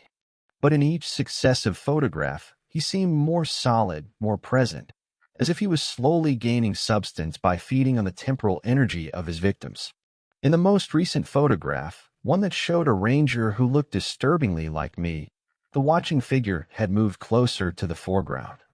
His face was clearer now, and I could see that he was smiling. I dropped the photographs, my hands shaking too badly to hold them. Because that face, despite being aged and weathered by what looked like decades of isolation, was unmistakably familiar. It was Robert Hendricks. But not the Robert Hendricks who had been desperately transmitting radio messages, begging for rescue. This was a different version, one who had stopped fighting, stopped hoping, and had instead learned to participate in the tower's eternal hunger. As I stared at the scattered photographs, I heard footsteps on the exterior stairs. Slow, measured, climbing with the confidence of someone who knew exactly where they were going. I rushed to the window and looked down, but saw nothing. The stairs were empty, the forest around the tower still and silent. But the footsteps continued, growing closer. Step by step, someone was climbing toward me. Someone who cast no shadow, left no visible trace, but whose presence filled the air with a cold that had nothing to do with mountain weather. The footsteps reached the platform outside. I heard the trapdoor creak open. And then, from directly below me, came a voice I recognized. "Hello, Collins. We've been waiting for you to understand." It was my own voice, speaking words I'd never said. But when I looked toward the trapdoor, no one was there. That night, while the phantom footsteps paced circles around the tower's exterior platform, I went through the rest of Hendrik's hidden materials with the desperate focus of a man running out of time. Under the loose floorboard where I'd found the photographs, wrapped in oiled cloth to protect it from decades of moisture and decay, I discovered a metal lockbox. The lock had long since rusted away, leaving only a corroded hinge that squeaked in protest as I pried it open. Inside was a collection of documents that told a story far more disturbing than I could have imagined. The first item was an official incident report, typed on Park Service letterhead and dated September 15, 1983. Missing person report: Robert Allen Hendricks. Ranger Hendricks failed to report for scheduled radio check-in on August 15, 1983, after 7 days assigned to Dead Elk Ridge Fire Lookout. Search and rescue team deployed August 16th. Tower found empty, personal effects undisturbed. No sign of struggle or foul play. Extensive ground search of surrounding area yielded no trace of missing ranger. Case remains open, pending further developments. Clipped to this report was a handwritten note on different stationery. "Jim, we both know something's not right about that tower. This is the third ranger we've lost up there in 20 years. I'm recommending we decommission the site permanently and seal the access road. Whatever's happening on Dead Elk Ridge, it's not worth any more lives. Chief Ranger Patricia Winters." The third ranger. That meant Hendricks wasn't the first person to vanish from this place. I shuffled through more documents, finding similar reports dating back to 1963. Missing person report: William James Corrigan, last radio contact, June 23, 1963, 0800 hours. Search team found tower abandoned, with evidence of rapid departure. Ranger Corrigan's personal journal contained increasingly erratic entries referencing voices in the radio and the man who watches from mirror. Psychological evaluation of journal contents suggests possible mental breakdown due to isolation stress. And earlier still, missing person report: David Michael Torres failed to complete assigned rotation at Dead Elk Ridge, October 1948. Tower found with door barricaded from inside, but no sign of occupant. Local Shoshone tribal leader Joseph Standing Bear claims the mountain is cursed by hungry spirits and refuses to allow tribal members to participate in search efforts. Each report told the same basic story. Experienced rangers assigned to the tower, initial normal contact, then silence. Searches that found empty buildings and no trace of the missing personnel. Recommendations to abandon the site that were somehow never implemented. But it was the final document in the box that made my blood run cold. It was Hendricks' actual journal, not the one I'd found on the cot, but a different volume, hidden away like a secret testament. The handwriting was his, but the dates made no sense. The entries began normally enough. August 8, 1983, first day, at Dead Elk Ridge. Beautiful country. Looking forward to some peace and quiet. But then, instead of progressing chronologically, the dates became confused, overlapping, contradictory. August 15, 1983. Something's wrong with time here. I keep living the same day over and over, but I remember all the previous iterations. How many times have I written this same entry? August 15, 1983. Second time. The radio spoke to me today. It was my own voice, but older, more desperate. It warned me not to trust what I see in the mirror. August 15th, 1983. 15th time. I understand now. The tower exists in a temporal loop. Every week repeats, but we retain memories from previous cycles. I've watched myself arrive dozens of times now, always hopeful, always unprepared. The entries continued, hundreds of them, all dated within the same week in August 1983, but clearly written over a much longer period. Hendrik's handwriting gradually deteriorated, becoming more erratic, more desperate. August 15th, 1983, Year 3. Tried to burn the tower down today. By morning, it was intact again, as if I'd never struck a match. The loop repairs itself, maintains its own continuity. August 15th, 1983, Year 7. Met the others today. Torres, Corrigan, even rangers whose names I don't know. We're all trapped in our own time loops, but sometimes the boundaries blur and we can see each other. Torres has been here since 1948, but he still looks exactly as he did the day he arrived. August 15th, 1983, Year 15. The hunger is getting stronger. The tower feeds on our temporal energy, but needs fresh victims to maintain the loops. I've seen what happens to rangers who've been here too long. They become part of the feeding mechanism, luring others into the trap. August 15th, 1983, Year 23. I volunteered today. The pain of resistance was too much. Better to be part of the system than to fight it forever. The tower showed me what I need to do, how to help it collect new sources of temporal energy. The final entry was written in a different hand entirely, though it was still somehow recognizably Hendrik's writing, transformed by decades of inhuman patience. August 15th, 1983. Time has no meaning. A new ranger arrives tomorrow. Collins. I can see him in the temporal streams, young and confident, carrying the same gear bag Torres carried, the same radio Corrigan used. He thinks he's coming here for a week of simple observation duty.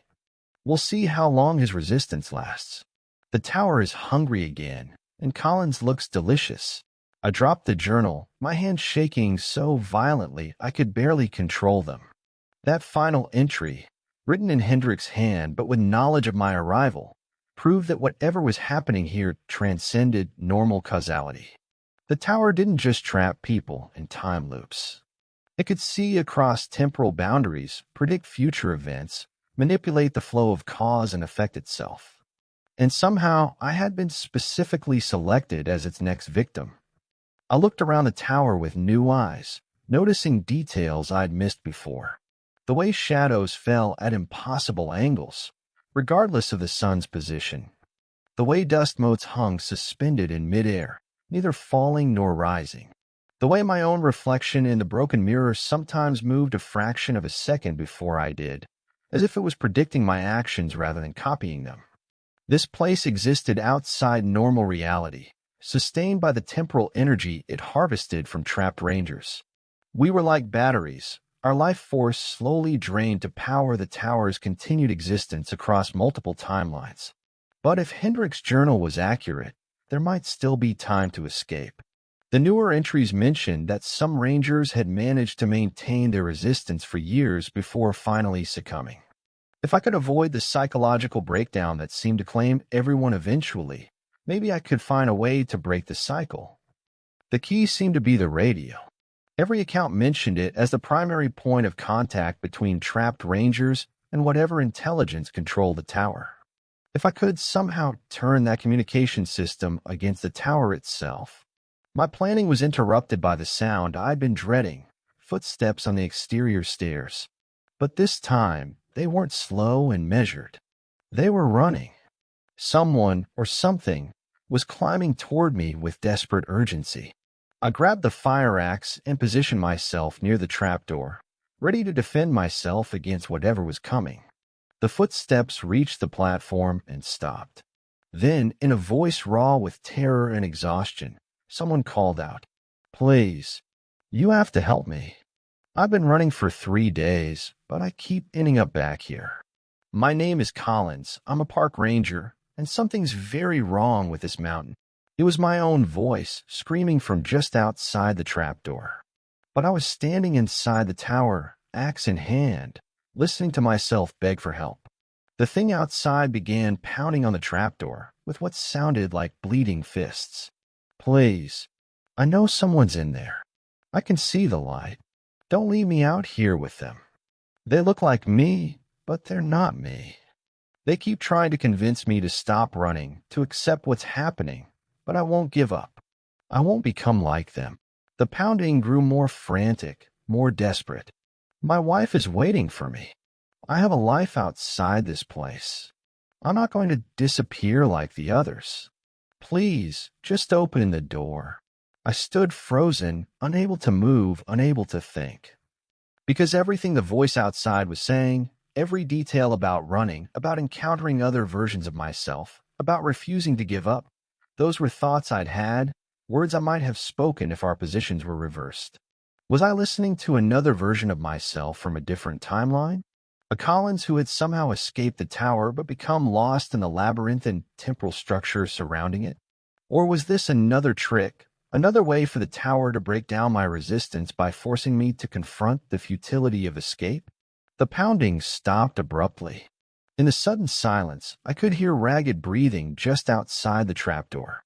Then, in a voice that had gone flat and emotionless, I understand now. You're not going to help me. You're already one of them, aren't you? You've already given up. A long pause. That's okay. I'll find another way. I'll keep running. Sooner or later, I'll find a version of this place where someone still cares enough to open the door. The footsteps resumed, moving away from the tower, fading into the forest. But I knew, with the certainty that comes from horrible revelation, that in a few minutes I would hear those same footsteps climbing the stairs again. Because time moved in circles here. And every circle brought the same desperate choices, the same terrible outcomes, the same slow erosion of hope and sanity. I was beginning to understand why Hendricks had eventually volunteered to join the system. Fighting forever was a special kind of hell. I don't remember leaving the tower.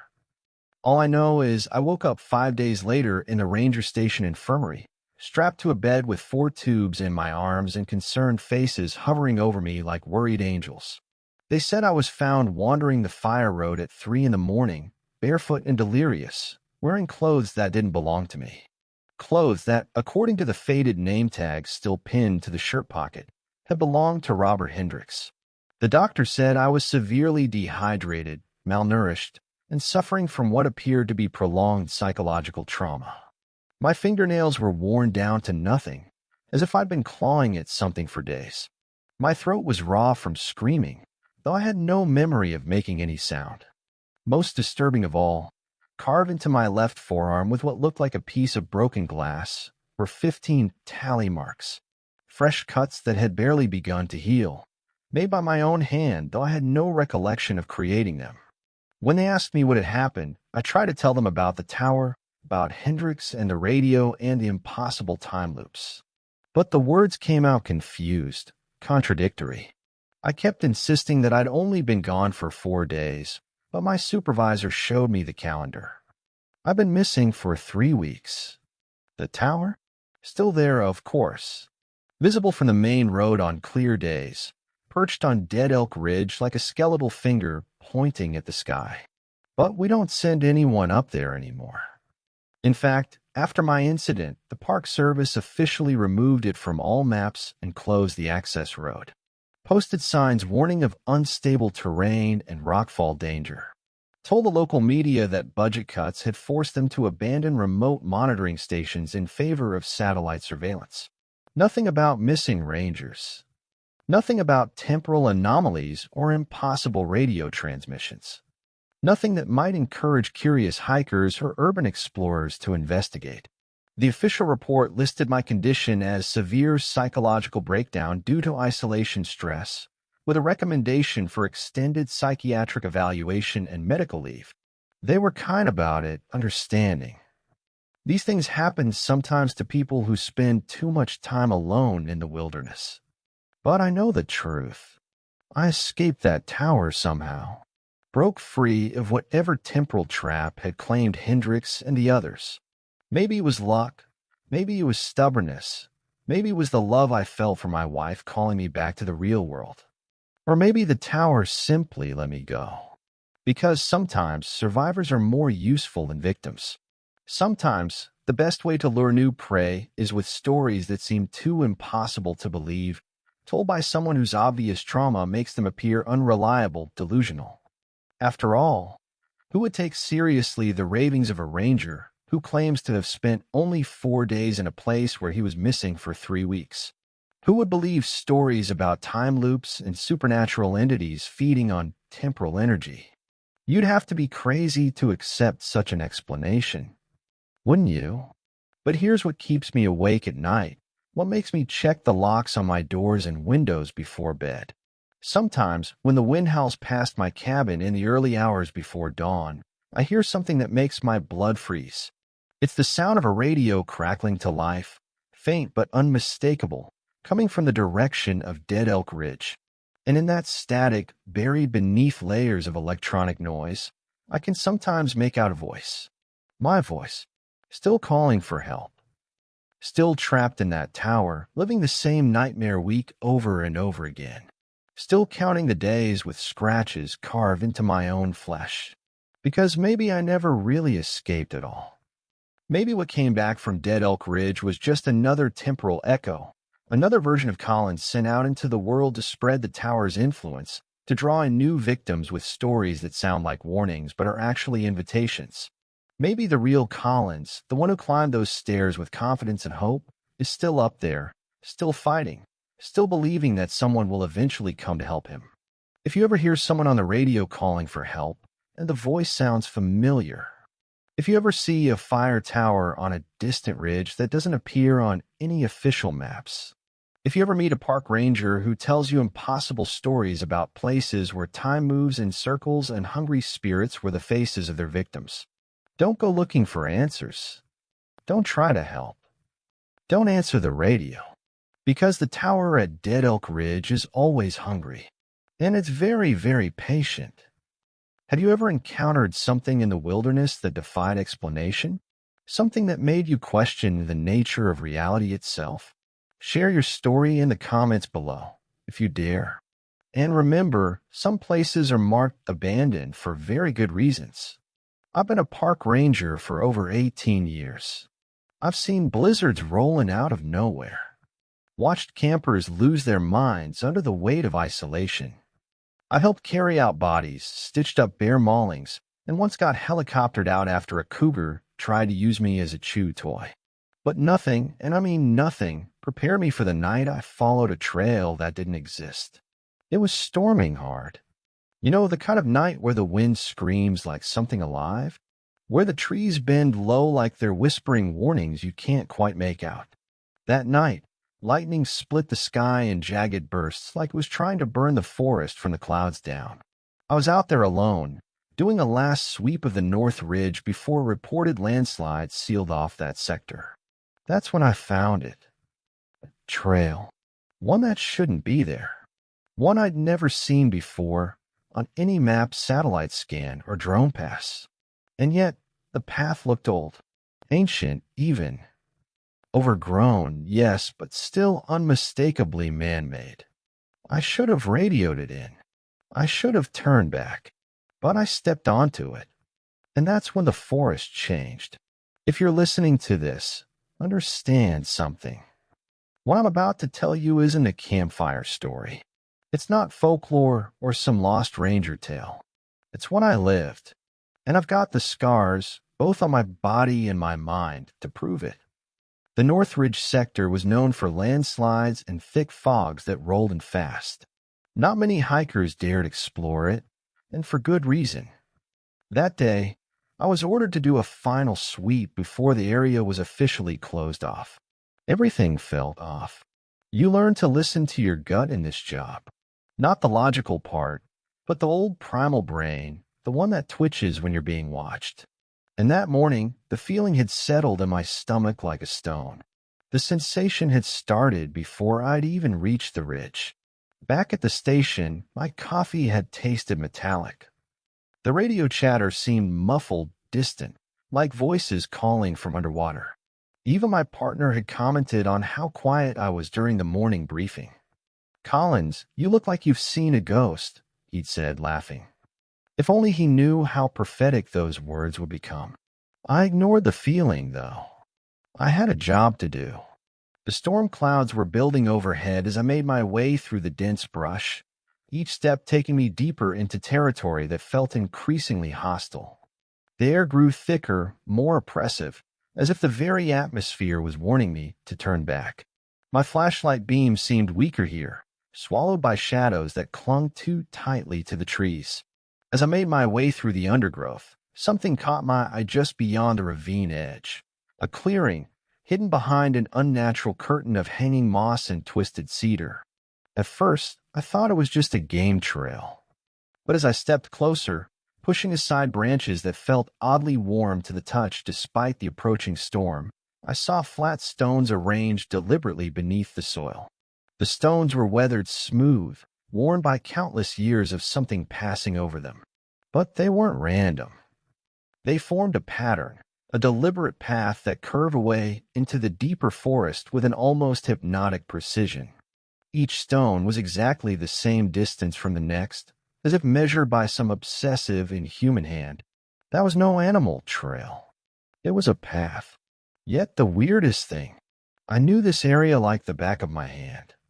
I personally walked every inch of it over the past decade, mapped every deer trail, every seasonal stream, every fallen log that might trip up an unwary hiker.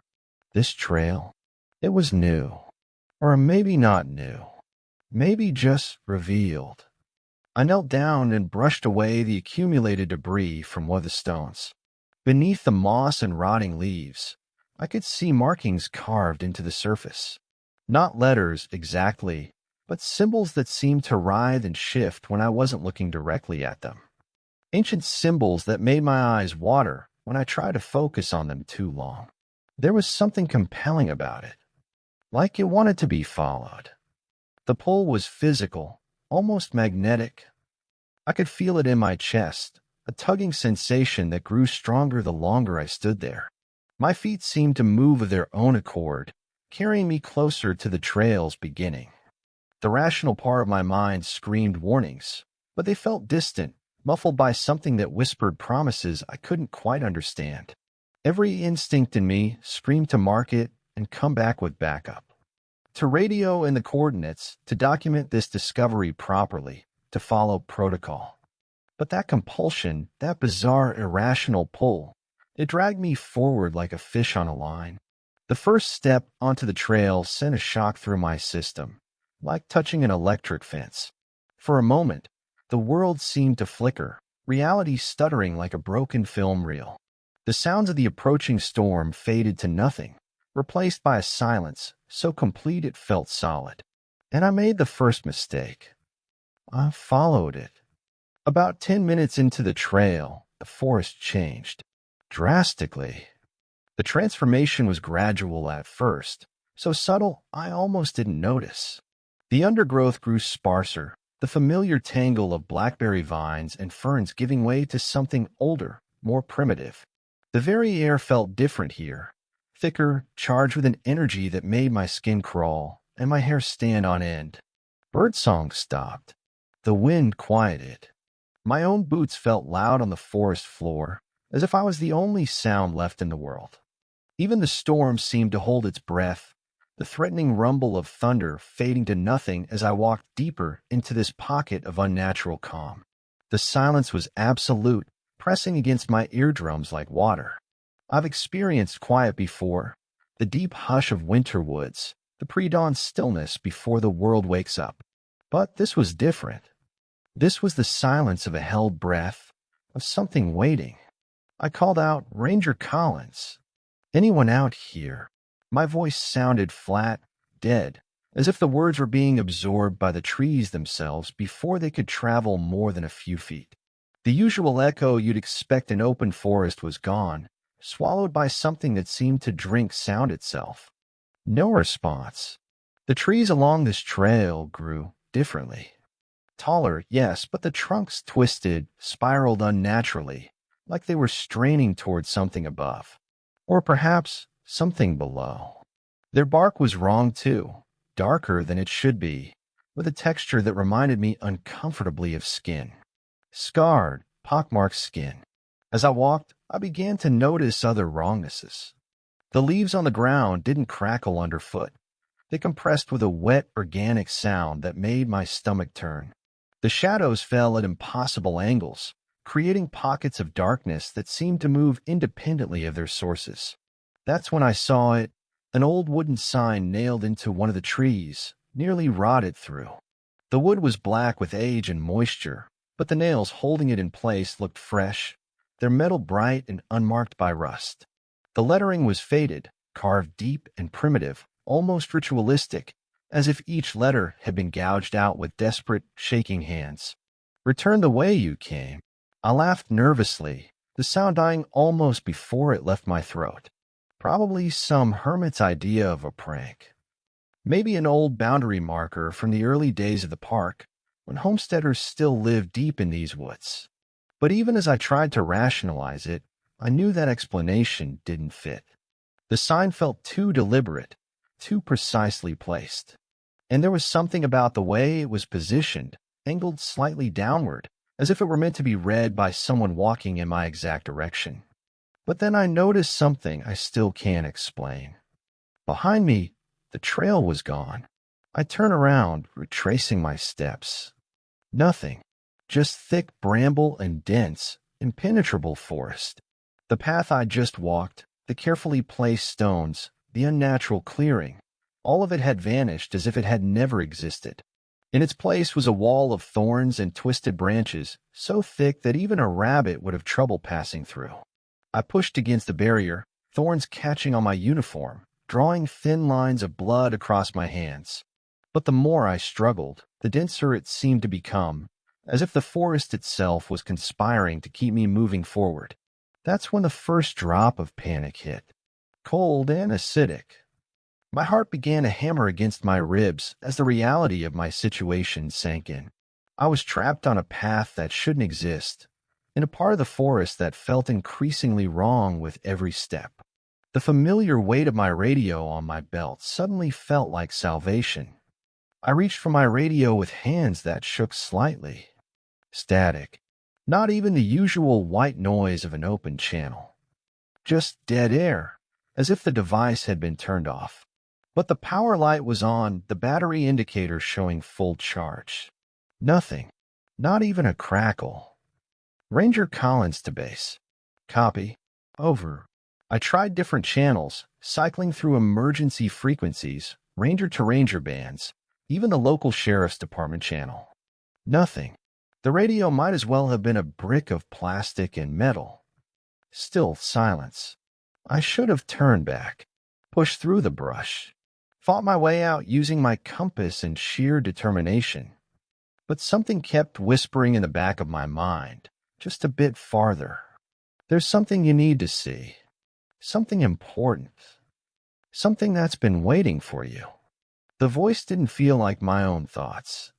It was older, hungrier, with an accent I couldn't place, as if English wasn't its first language, or perhaps as if it had learned to speak from listening to voices that had walked this path before me. And despite every survival instinct screaming at me to flee, I listened. The path opened into a clearing, and in the center was a pond, a still, perfectly circular body of black water. No ripples.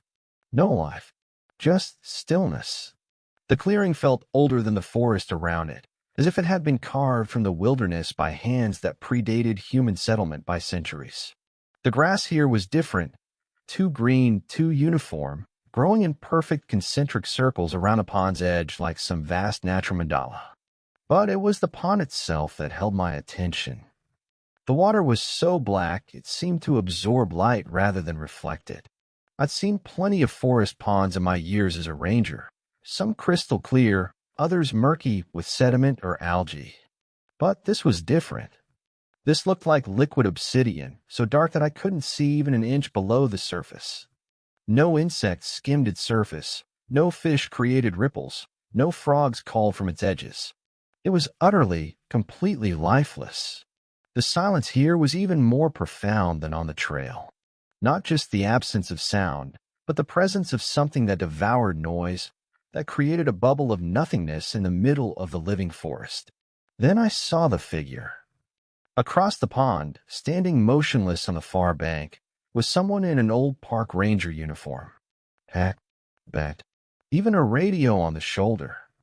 My first instinct was relief flooding through my system like warm water. Maybe I wasn't alone. Maybe someone else had found this place too.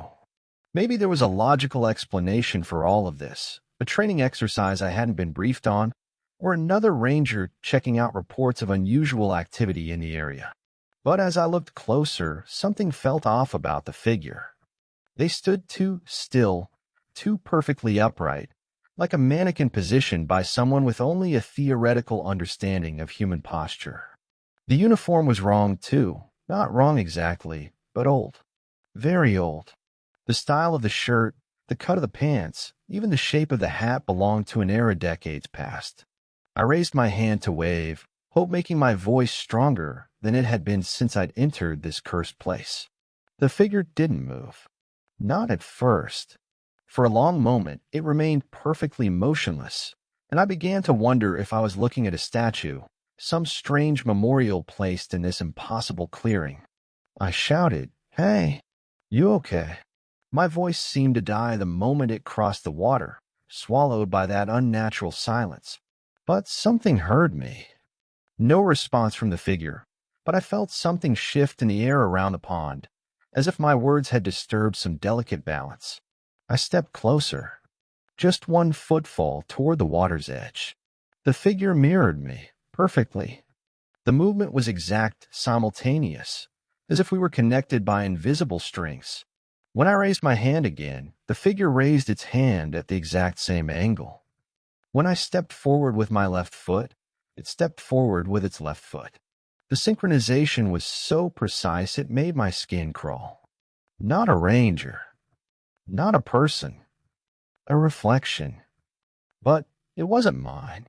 I looked down at the black water at my feet, expecting to see my own face staring back.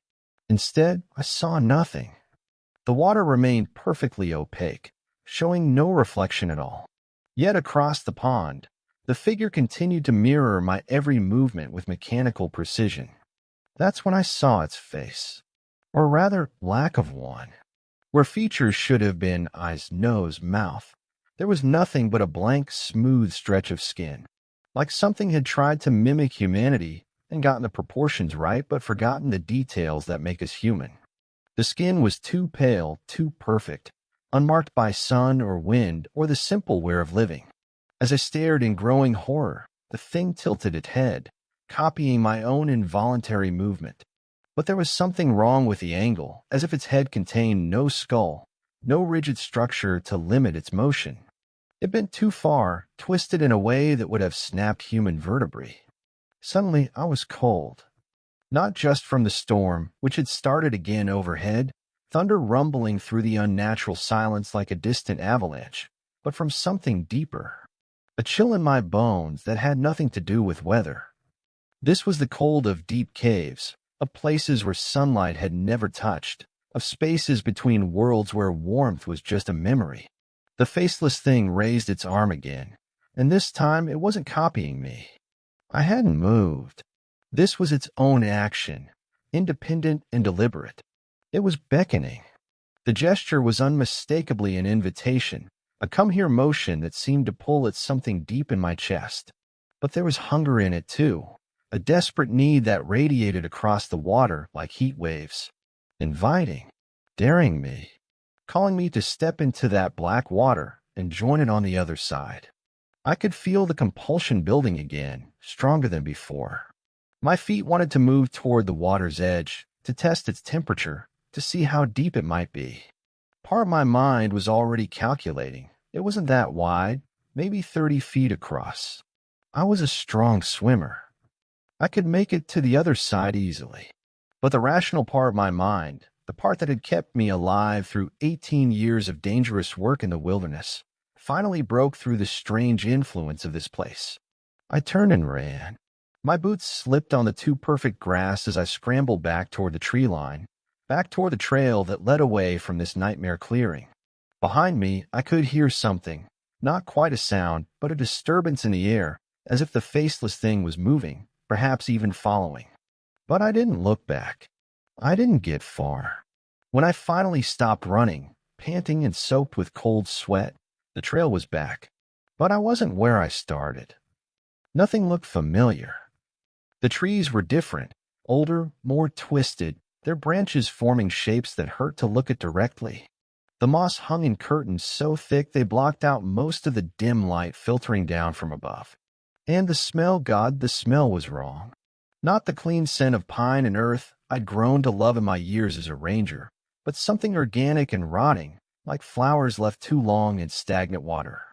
I checked my watch, 3:42 p.m. But that was impossible. When I'd first stepped onto the trail, it had been just afternoon. I walked for maybe an hour, spent perhaps 20 minutes at the pond. Even accounting for the time I'd spent running, it should have been no later than 2:30. I pulled out my compass, hoping to get some sense of direction, some way to orient myself in this increasingly alien landscape. It spun wildly, the needle rotating in endless circles as if the magnetic north had ceased to exist. Sometimes it would slow, seeming to settle on a direction, only to jerk away and begin spinning again. The metal housing was warm to the touch, almost hot, and when I held it close to my ear, I could swear I heard a faint humming sound, like electricity running through water. That's when I realized something else. The sun hadn't moved. Even after walking for what felt like hours, running in blind panic, stopping to catch my breath and check my equipment, the light filtering through the trees hadn't changed. It remained that same dim, shadowless illumination that made it impossible to tell where the sun actually was in the sky. I was stuck in some kind of temporal bubble, a pocket where time moved differently, or perhaps didn't move at all. The implications of this realization hit me like a physical blow. If time wasn't passing normally here, how would anyone know to look for me? My shift was scheduled to end at 6 p.m. If time had stopped at 3:42, would I simply be marked as late? Or would I exist in this moment forever, trapped in an endless afternoon that never progressed toward evening? Then came the sound. Not footsteps, not animals. Distant clicking, like bones being tapped together. The sound was rhythmic, deliberate, almost musical in its precision. Click, click, click, pause, click, click, click, pause. It reminded me of something I'd heard before, but the memory remained just out of reach, dancing at the edge of my consciousness like a half-remembered dream. Growing louder. Closer. The clicking began to move around me in a wide circle, always staying just beyond the range of my vision. I'd spin around, trying to catch sight of whatever was making the noise, but there was never anything there. Just empty forest and shadows that seemed to shift when I wasn't looking directly at them. It circled me, unseen. Fast. The pattern was clearly deliberate, almost ritualistic. I'd spin around, nothing. Then the click would come from behind me again. Then from my left. Then my right. Closer each time, tightening the circle like a noose. I could feel something watching me, evaluating me, perhaps deciding whether I was worth the effort of whatever came next. The sensation of being observed was so strong it was almost physical, a weight pressing down on my shoulders, a tingling between my shoulder blades that made me want to run again. But running hadn't helped before. I pulled my flare gun from its holster, hands shaking slightly as I checked to make sure it was loaded. A single round. Emergency use only. I held it up like it was a magic talisman, pointing it at the empty air where the clicking seemed strongest. My finger found the trigger, ready to fire at the first sign of movement. The clicking stopped. The silence that followed was absolute, so complete that I could hear my own heartbeat thundering in my ears. Even my breathing seemed unnaturally loud in the sudden stillness. And then a whisper. Right behind my ear, so close I could feel the breath that carried the words. You're in its place now. The voice was wrong on every level. Too dry, like leaves rustling. Too old, carrying the weight of centuries. And underneath the words, I could hear something else, a wet, sliding sound, as if the speaker's mouth wasn't quite the right shape for human speech. I spun around, finger tightening on the flare gun's trigger. Nothing there. But the whisper came again from my other side now. It's been waiting so long for you. Fear and adrenaline finally overcame the strange compulsion that had been pulling me deeper into this nightmarish place. Without thinking, without aiming, I fired the flare. The forest lit up in a burst of red. The sudden illumination was like a camera flash, revealing the clearing in stark, hellish detail. And for 1 second, just one, I saw everything. Shapes in the trees, hanging from branches like rotten fruit. Some were clearly human, or had been once. Others were more ambiguous, twisted into forms that defied easy categorization. They swayed slightly in the red light, as if stirred by a breeze I couldn't feel. Closer to me, faces were carved into the bark of the trees themselves. Dozens of them, maybe hundreds, each one captured in an expression of absolute terror. Some looked fresh, recently carved, while others were so weathered they were barely recognizable as human features. And some of the faces looked familiar. Some looked like mine.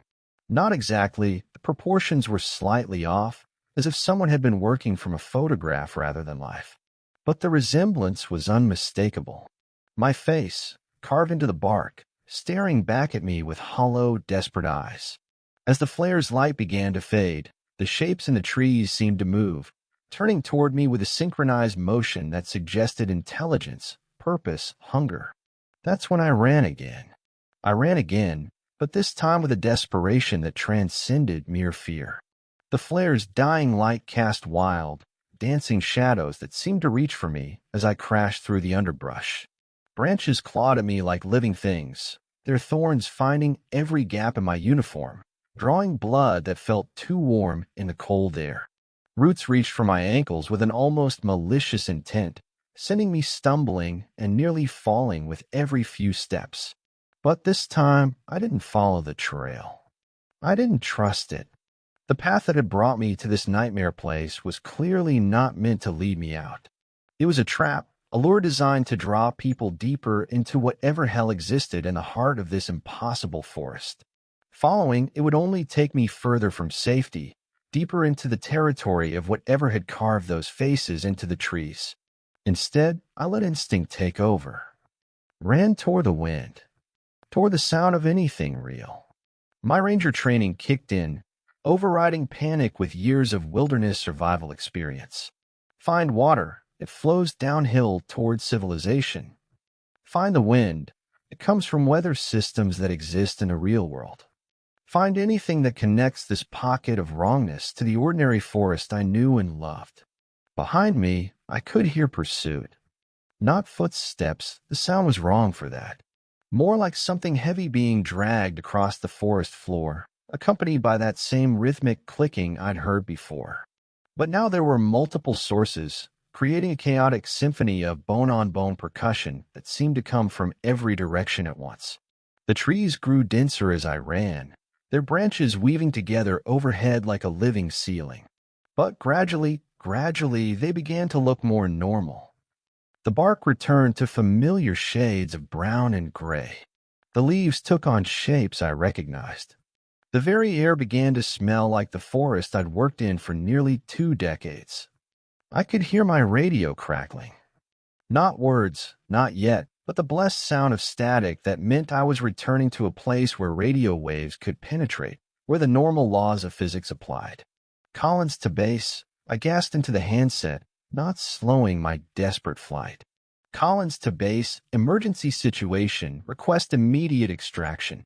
More static, but underneath it something that might have been a human voice. And then, just as suddenly as I'd entered that nightmare realm, I burst out onto gravel. A fire road. Real, blessed, ordinary gravel that crunched under my boots like the most beautiful music I'd ever heard. I collapsed, my legs finally giving out after the adrenaline that had sustained my flight began to fade. The gravel was cold and rough against my hands and knees, solid and real in a way that nothing in that other place had been. I pressed my face against it, breathing in the familiar scent of dust and stone and normal earthly dirt. My radio burst to life. Collins, Collins, do you copy? We've been trying to reach you for hours. The voice of my supervisor, worried and relieved in equal measure. I never heard anything so welcome in my entire life. I'm here. I'm managed, my voice hoarse from shouting and running. I'm on the North Fire Road, about 2 miles from the access point. Stay put, Collins. We've got a team heading your way. When I came to, and I must have passed out from exhaustion and shock, it was dawn. The world looked normal again. No twisted trees, no impossible shadows, no silence that pressed against my eardrums like cotton. Just ordinary forest, waking up with the sun, birds singing their morning songs in trees that grew straight and true. A search party found me there, huddled on the gravel road like a lost child. Here's the thing, though. I've been gone 3 days. 3. Collins, where the hell have you been? My supervisor demanded, relief and anger mixing in his voice. You missed your check-in Thursday night. We've had teams combing these woods for 72 hours. Thursday night. But I'd entered the trail on Tuesday afternoon. I'd experienced perhaps 6 hours of subjective time in that nightmare place, but 3 full days had passed in the real world. They showed me the body cam footage from my uniform, the automatic recording system that should have documented everything I'd experienced. It cut out the second I stepped onto the hidden trail. Gone. Just static. 72 hours of recording time reduced to electronic snow, as if the camera had been exposed to some kind of electromagnetic pulse. The audio was worse, not just static, but sounds that made the technicians uncomfortable. Whispers in languages that didn't exist, clicking patterns that seemed to follow mathematical progressions too complex for coincidence. Equipment malfunction, they said, happens sometimes in areas with high mineral content in the soil. But I knew better. In the pond, I led them back to where I thought it should be, following the compass bearing I'd memorized during my terrified flight from that clearing. Never existed. Not on maps. Not by satellite imagery. Not according to geological surveys that went back 50 years. I went back a week later, this time with backup. 3 other rangers, full communication equipment, GPS trackers, emergency beacons. We followed the exact route I'd taken, retracing my steps with scientific precision. We found nothing. No trail. No clearing. No sign I was ever there. The forest was exactly as it should be, normal, natural, unremarkable. The kind of place where the only dangers were ordinary ones, steep slopes, slippery rocks, the occasional black bear looking for an easy meal. But I still have the sign I found. The one that warned me. Return the way you came. I grabbed it during my panicked flight, yanking it free from the tree where it had been nailed. The wood was real, solid, weathered by decades of exposure to the elements. The carved letters were deep and rough, made by hand tools rather than modern equipment. The nails were modern, though. Bright steel, unmarked by rust, as if someone had just put it up. And I keep it above my desk as a reminder. Not of what I experienced. I'll never forget that. Never be able to forget the faces carved in bark or the thing with no features that beckoned from across impossible water. No, I keep it as a warning. To myself, and to anyone else who might be tempted to follow trails that don't appear on any map. Sometimes, curiosity doesn't just kill the cat. It lets something else in. Something that's been waiting in the spaces between the real world and the places we're not meant to go. Something that carves faces in trees and whispers promises in voices that predate human speech. Something that builds trails leading nowhere and everywhere and into the dark spaces where time moves differently and the forest remembers things it shouldn't know. You still think national parks are peaceful? Think again. There are places on this earth that don't belong to us. Paths that were never meant to be walked. Things waiting, just off the map. I told you this wasn't a legend. This was my job. And this is what it cost me. I haven't been the same since that day. Sleep comes hard now, when it comes at all. I wake up in cold sweats, hearing that rhythmic clicking in the space between dreams and consciousness. Sometimes I catch myself checking my compass obsessively, making sure it still points true north, making sure I'm still in the world I recognize. The worst part isn't the nightmares. It's the doubt. Because sometimes, in the corner of my vision, I catch glimpses of trails that shouldn't be there. Paths that seem to appear when I'm not looking directly, vanishing the moment I turn my head. And I can't tell if they're real or if that place broke something in my mind, left me seeing doorways that don't exist. Or maybe they do exist. Maybe they're everywhere, these impossible trails, just waiting for the right person to notice them. Maybe the forest is full of spaces like the one I found, pockets of wrongness where different rules apply, and things that shouldn't exist wait patiently for visitors. The sign above my desk serves a double purpose now. It's a warning, yes, but it's also a test. Because if I ever walk into my office and find that sign gone, or changed, or bearing different words carved in that primitive script, I'll know that the trail has found me again, that it's calling me back. So next time you're out in the woods and stumble across something that feels off, a trail you've never seen, a sound you can't place, a chill that doesn't come from the weather, don't follow it. Don't let curiosity override the ancient part of your brain that knows when you're in danger. Some doors, once open, can't be closed. Some trails don't lead back. And some things are better left undiscovered, no matter how compelling they might seem in the moment. If you want to hear the second story, the one that made a hardened ranger cry himself to sleep for weeks, hit that like button, subscribe, and pray the forest never remembers your name.